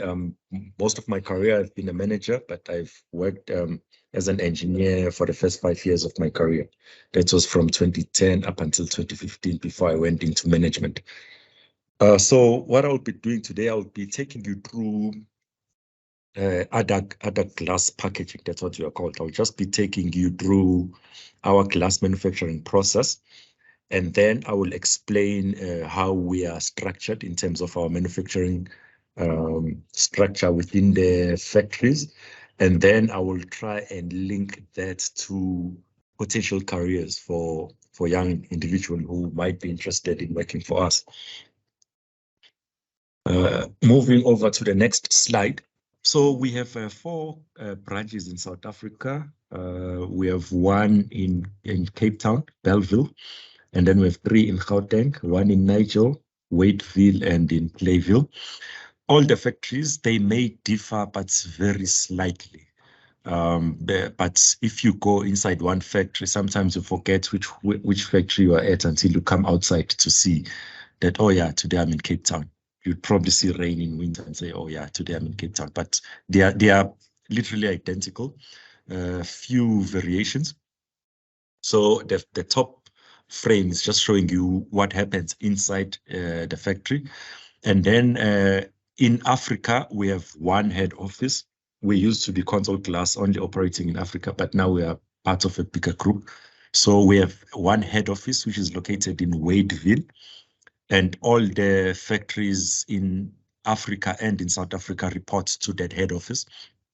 And then we have one factory in Nigeria, one in Kenya, and one in Ethiopia. So taking you through the processes, just to introduce what we do, we make your glass packaging. That would include your Coke bottles, your soft drink bottles, whether it's Coke, and then your alcoholic beverages. Almost 90% of the beer you've drank, the bottle comes from us.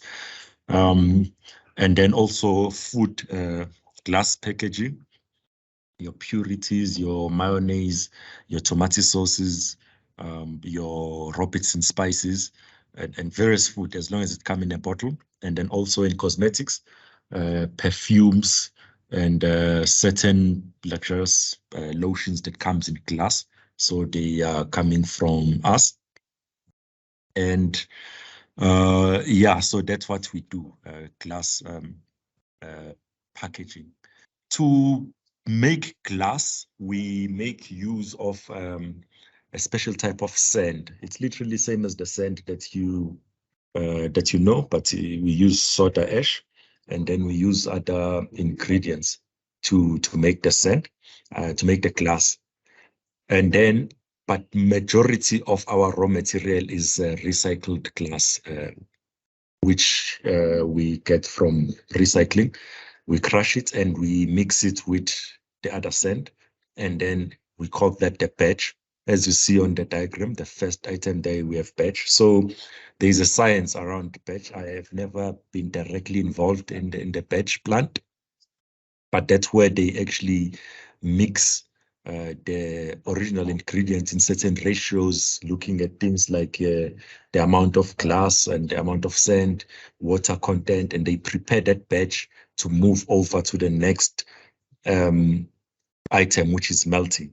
So in the batch plant, we have machines, equipment that would sorting machine, color sorting machine. So if we are making, for instance, Heineken, which comes in a green bottle, you do not want to use your black label bottle as your raw material. So we need to separate those colors. So with equipment that would use laser technology to identify, because the glass is now crushed, it's broken, pieces that are different colors, and it would blow them into different baskets.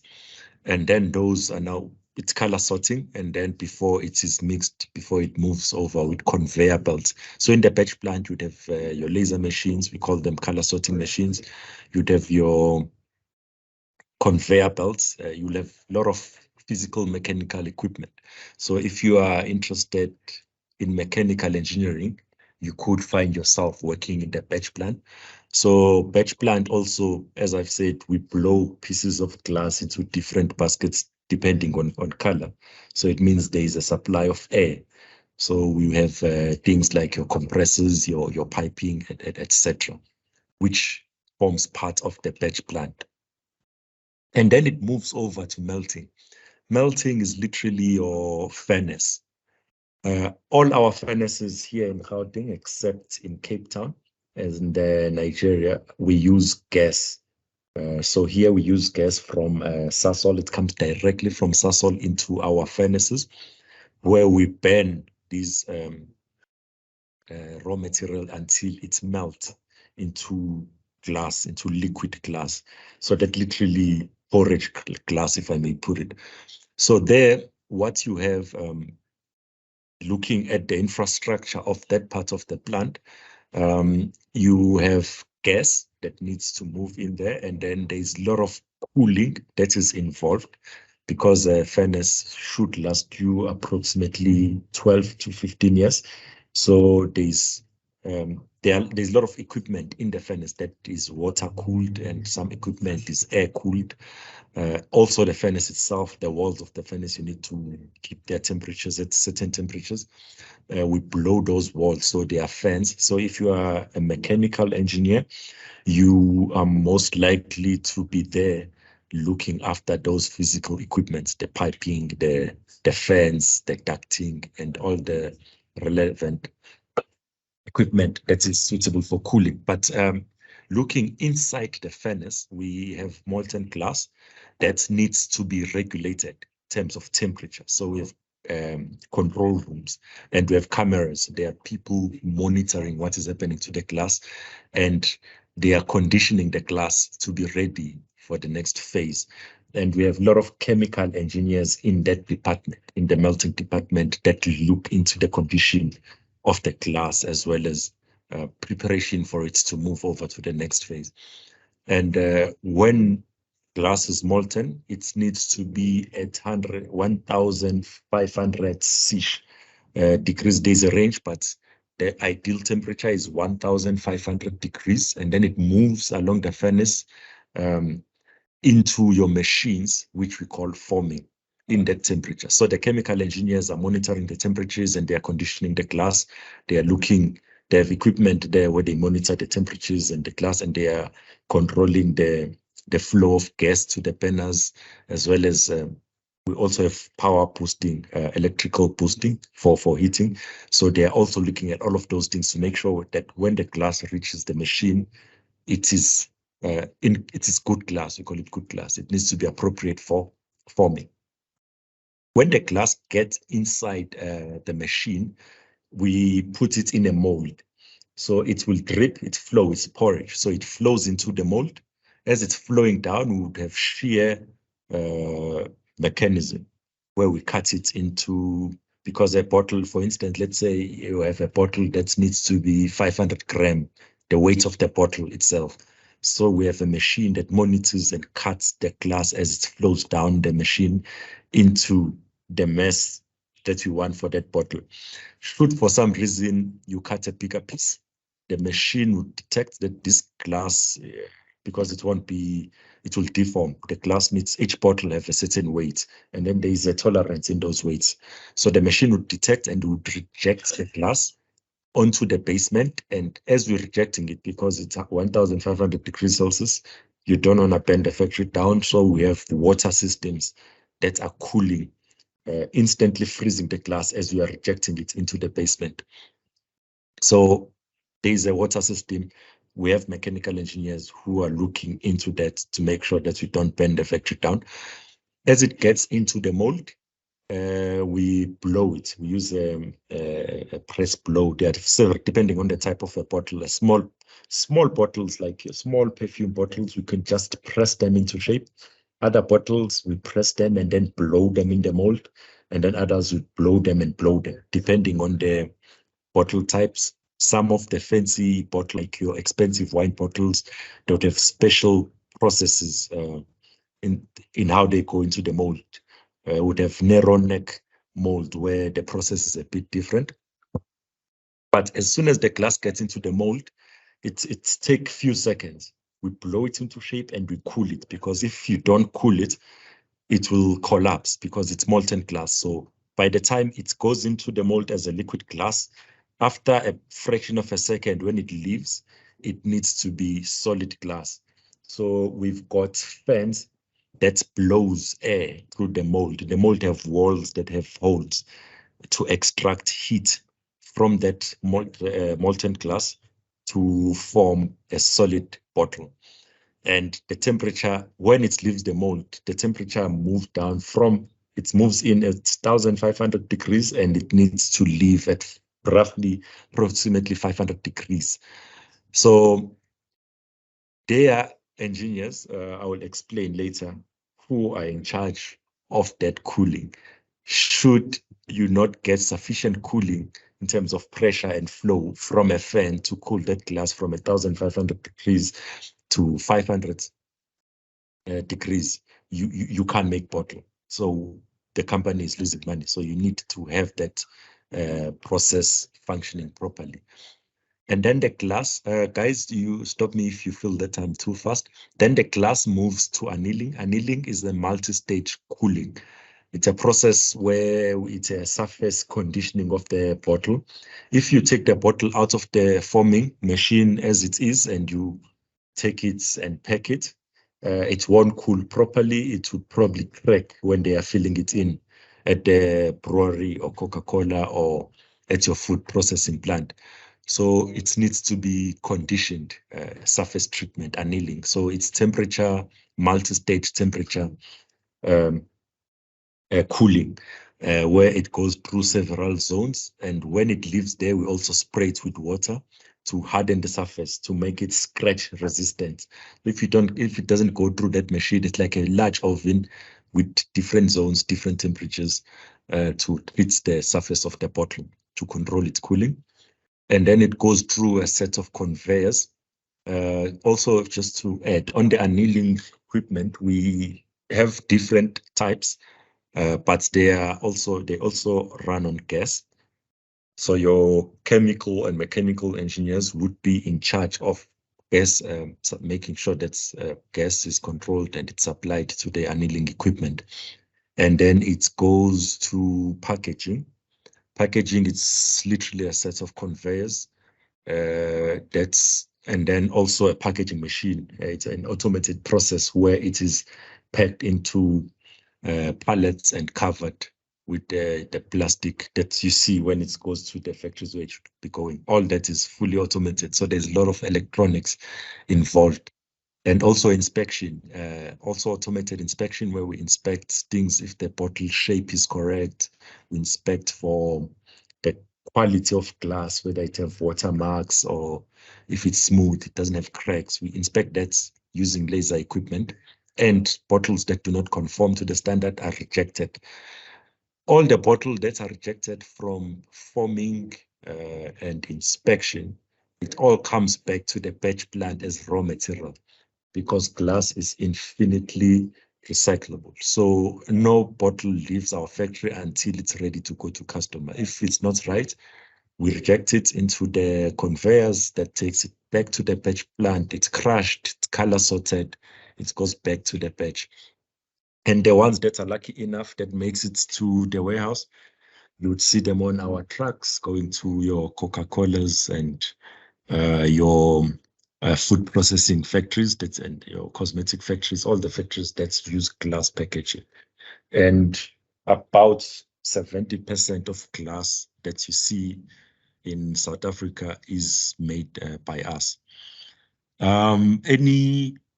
Okay, maybe let me take questions later. Then I'm coming back to if you were interested in working for ADAG. It's now called ADAG Glass Packaging, but I know most of you know it as Console Glass. So what we have, as I've said, we have head office. I will just talk about engineering. I will not touch on the other departments, but I did indicate other services that head office provide to each individual factory that we have here in Africa. But in head office, we have an engineering office. That's where I am based.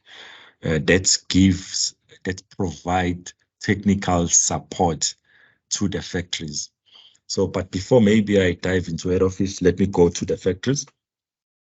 At the factory level, you could be employed at any level. So factories, as of late, they do not take graduates directly. They used to, but now they get their graduates from head office, something that I will explain later on. But factories would then hire experienced engineers, depending on the need. You could be needed at the batch, melting, forming, or annealing, and it's from annealing all the way to the warehouse. We call that the cold end because all the heat is from the melting and the forming side. So from the cold end, you could be employed there.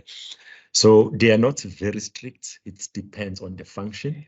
To be quite frankly, as I've said, depending on the function. So factories employ anyone from grade 12, which is a minimum requirement, up. And then also factories have their own engineering department, which would comprise of an engineering manager and then a plant engineer. To be the factory's engineering manager, I think you need either a BTech, BSc, or a BEng.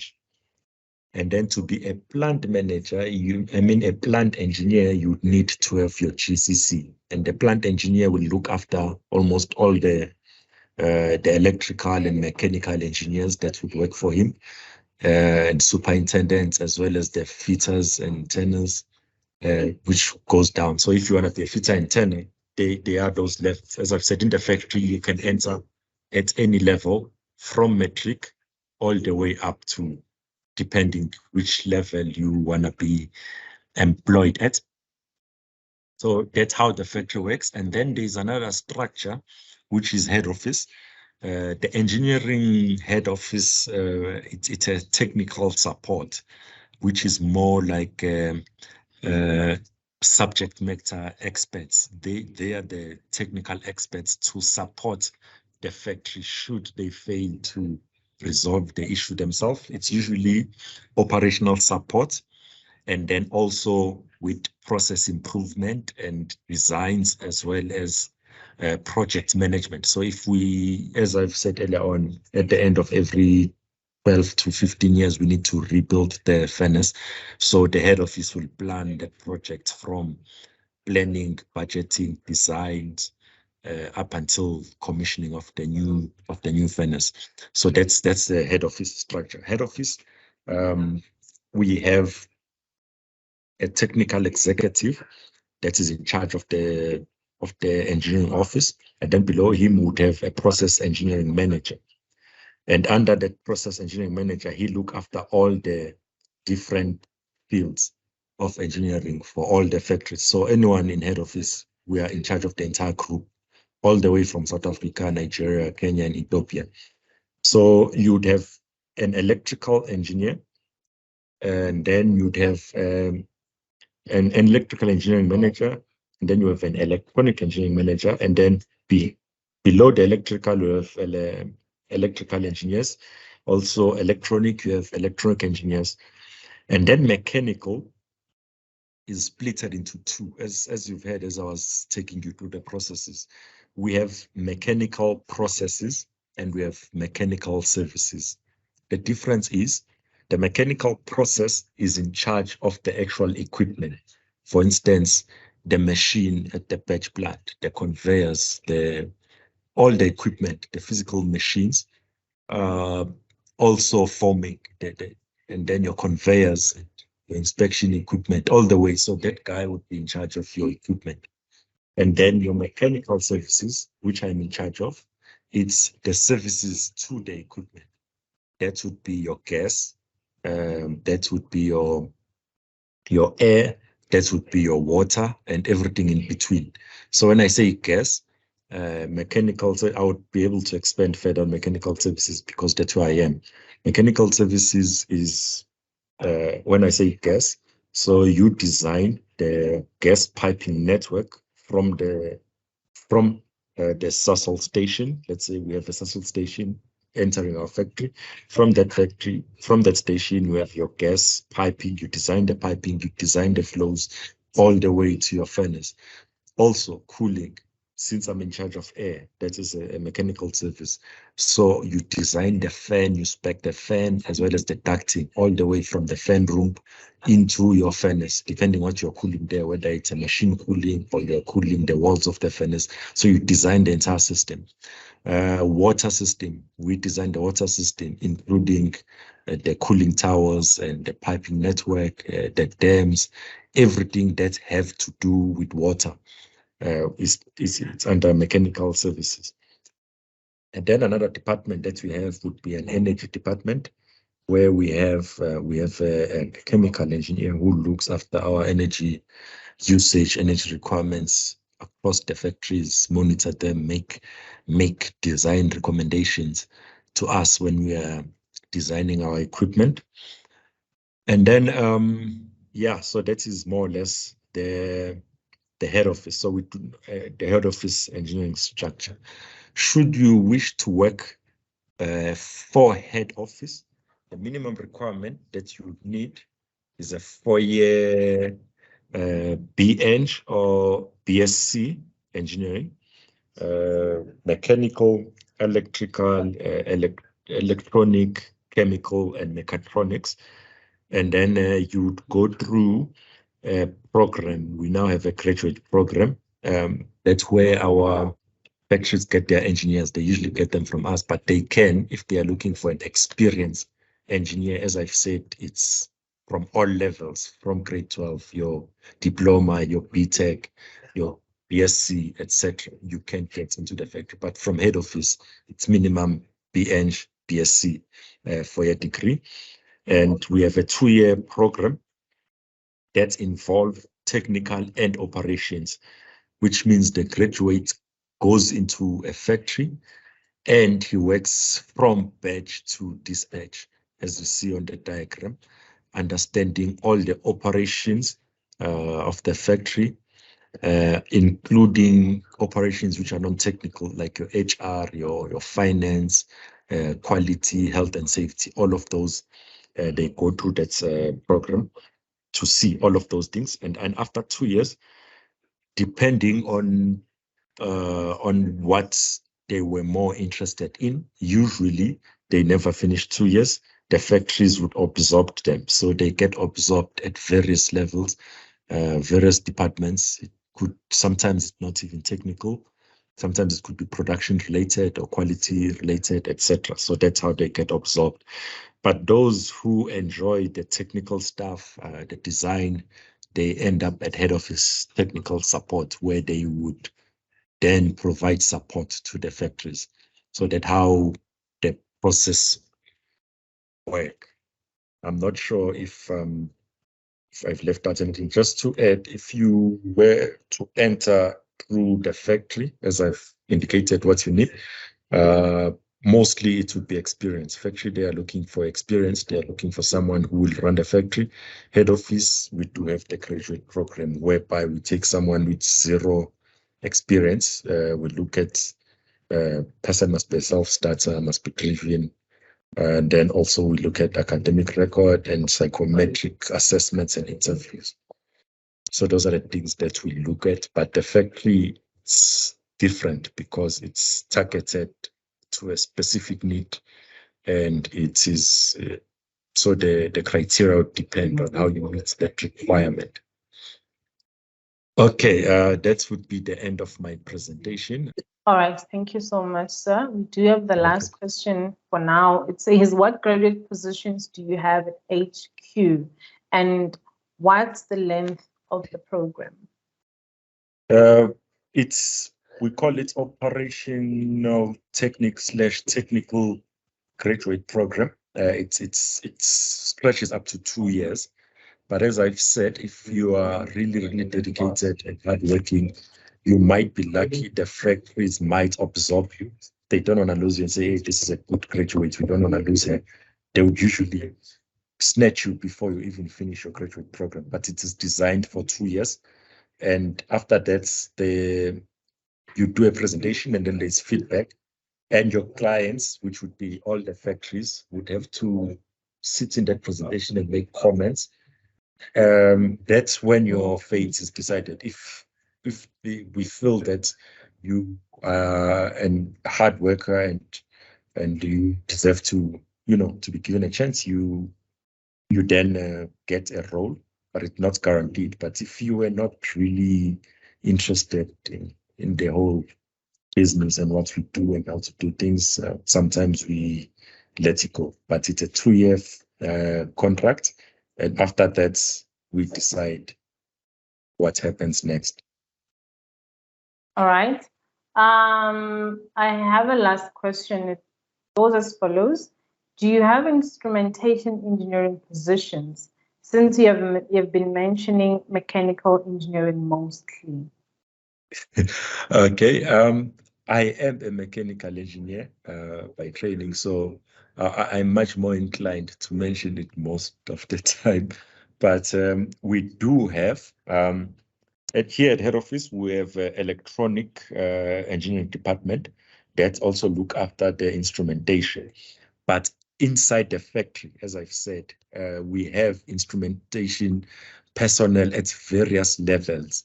Unlike head office, where we have engineers who would look after the design, etc. But if you remember when I was taking you through our manufacturing process, there are a lot of electronics and instrumentation processes and procedures that goes into our processes. So we do have instrumentation, but at various levels, you'll find it in the factory. But here at head office, we are the technical support. This is the last question, sir. So it says, what about mining engineering opportunities? Okay. Before, as I've said, we were console class. When we were console class, we had our own mine that mines the sand, the one that we use as our raw material.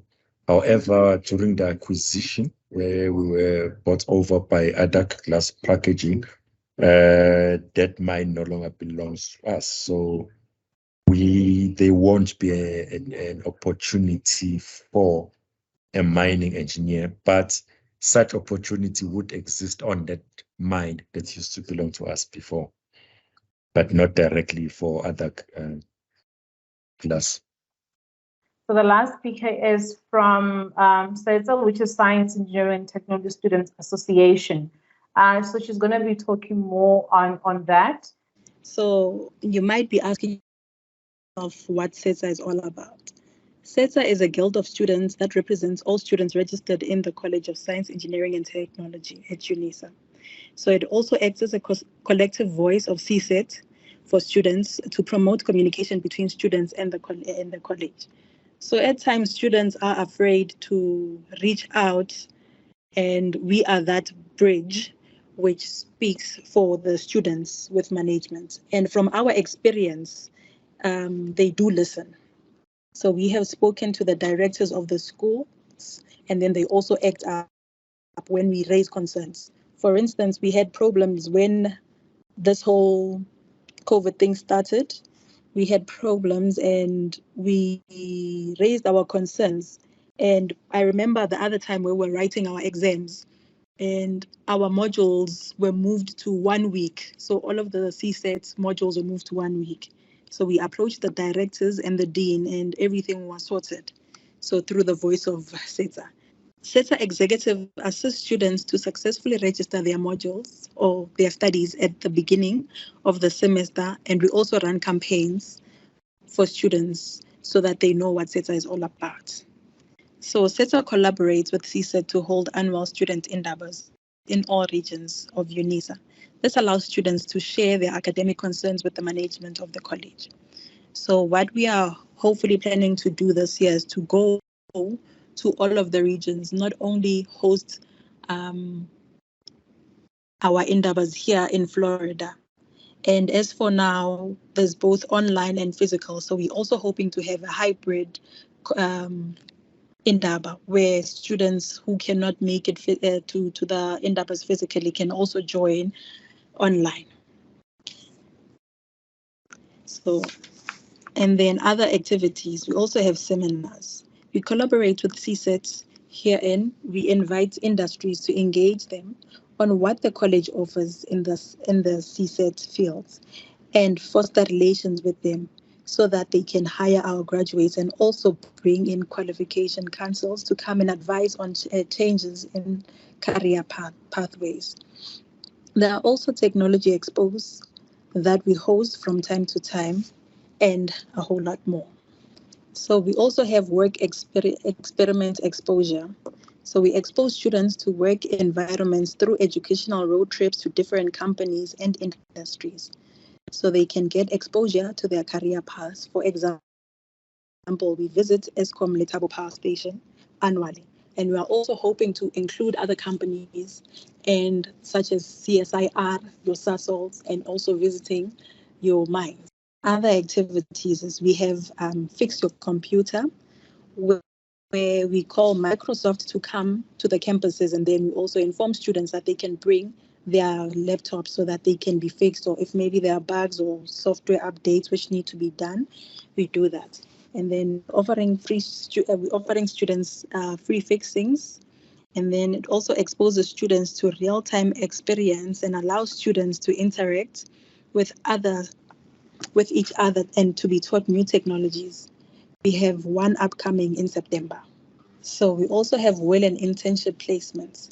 SETA executives work hard to ensure that CSET students are given P1 and P2 for their in-service training in order to enable them to graduate, and also assist students with sourcing internships with companies after graduation. Liaising with companies like MQA and Mercita have been established, so all to allow our students to be placed in industry after completion.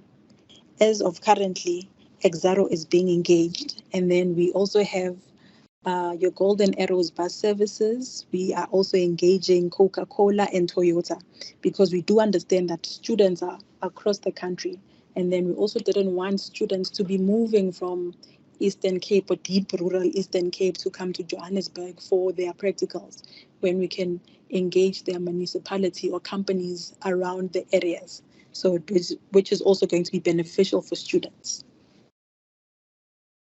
And then we have bursary funding. We engage companies in order to facilitate for students registered under our college, as has been done with MQA.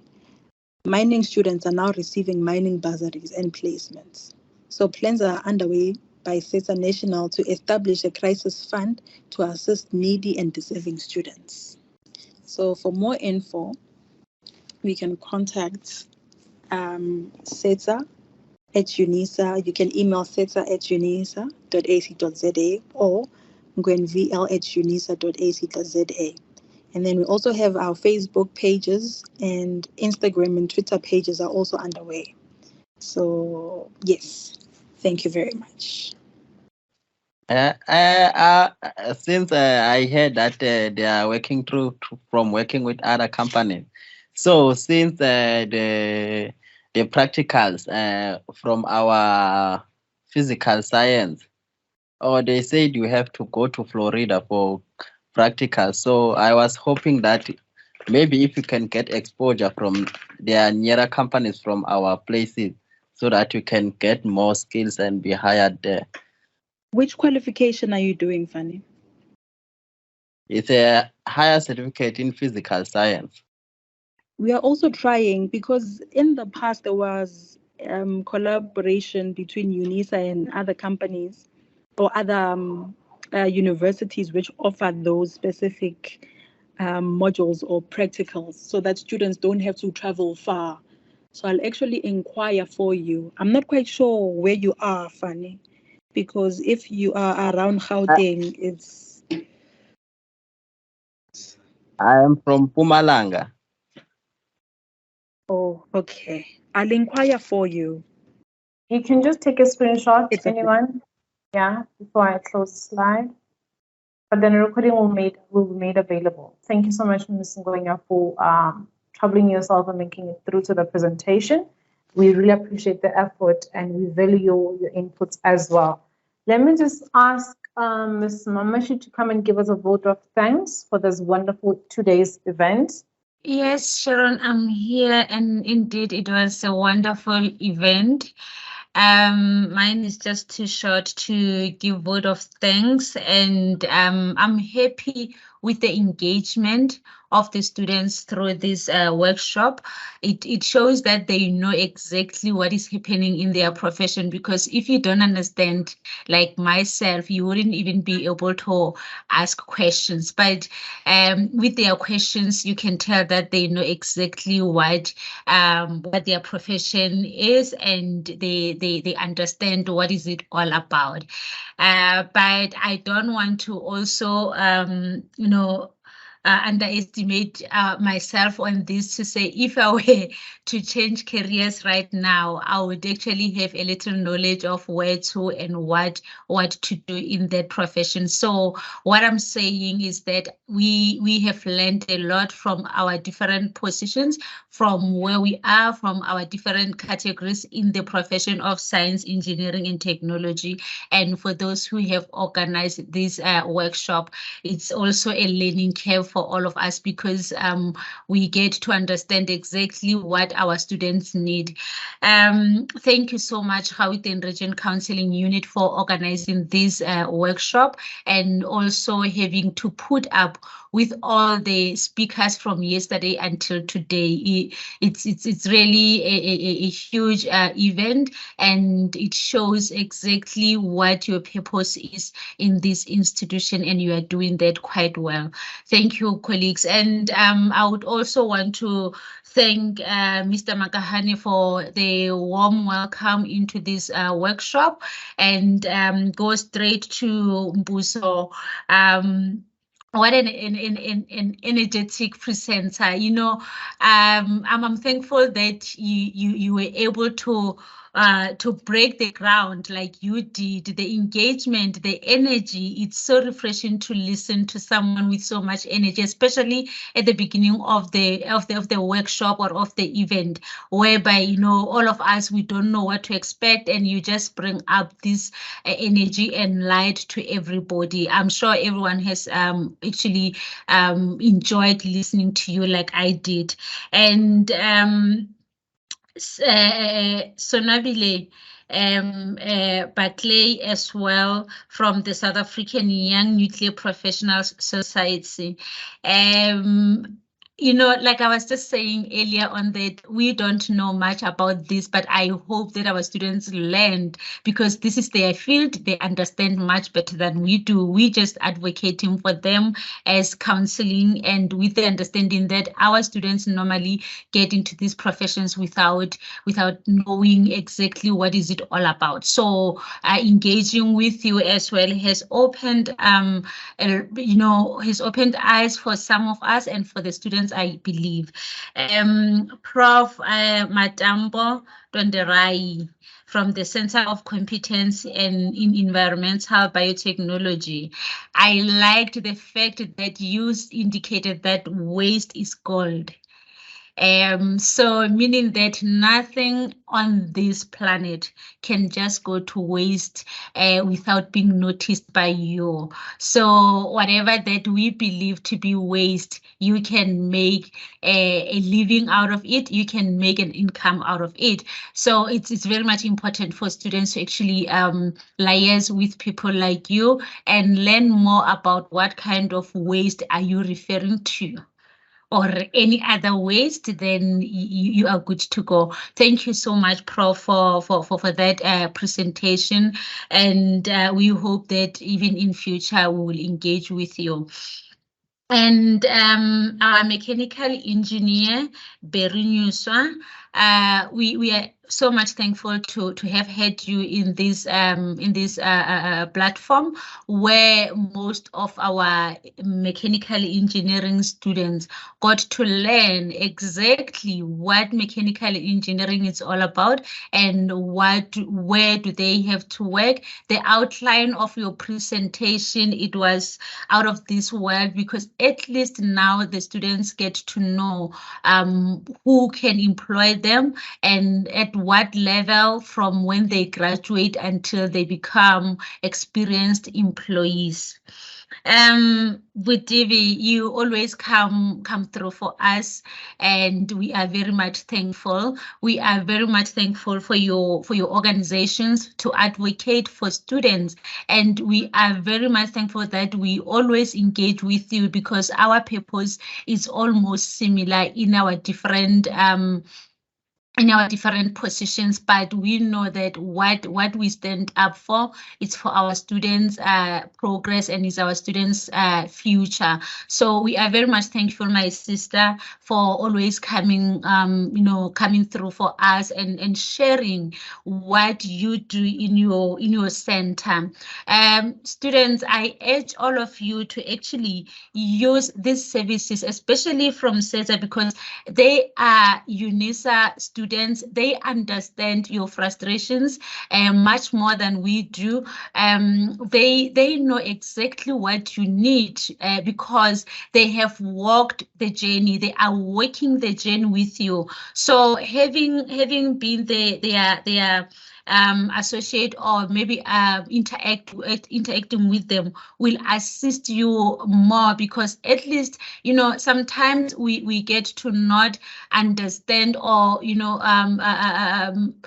be able to know a lot of things because we are sitting in a corner where there is no information. But when you go out there to seek this information, it makes it easy for you. You get to be open about a lot of things. You get to know a lot of things that you might have not been, you might have not known before. So it's very much important that you engage, even in your studies.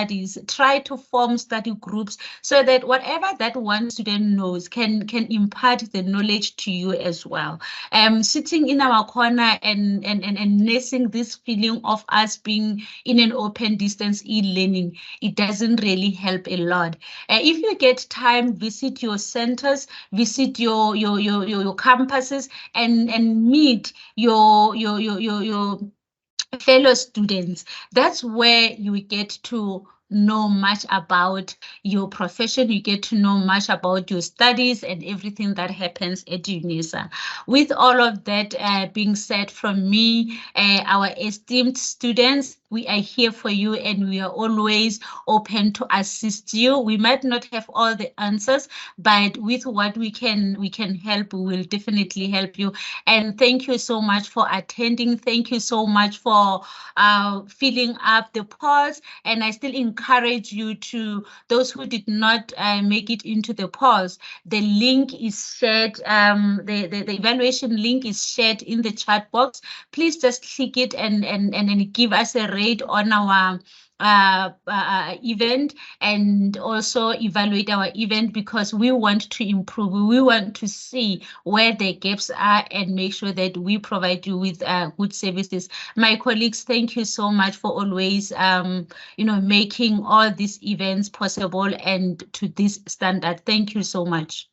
Thank you so much, Ms. Mamashu. I couldn't have said it better. Thank you for closing this wonderful event so beautifully, nicely, and short, brief, and concise. Thank you so much.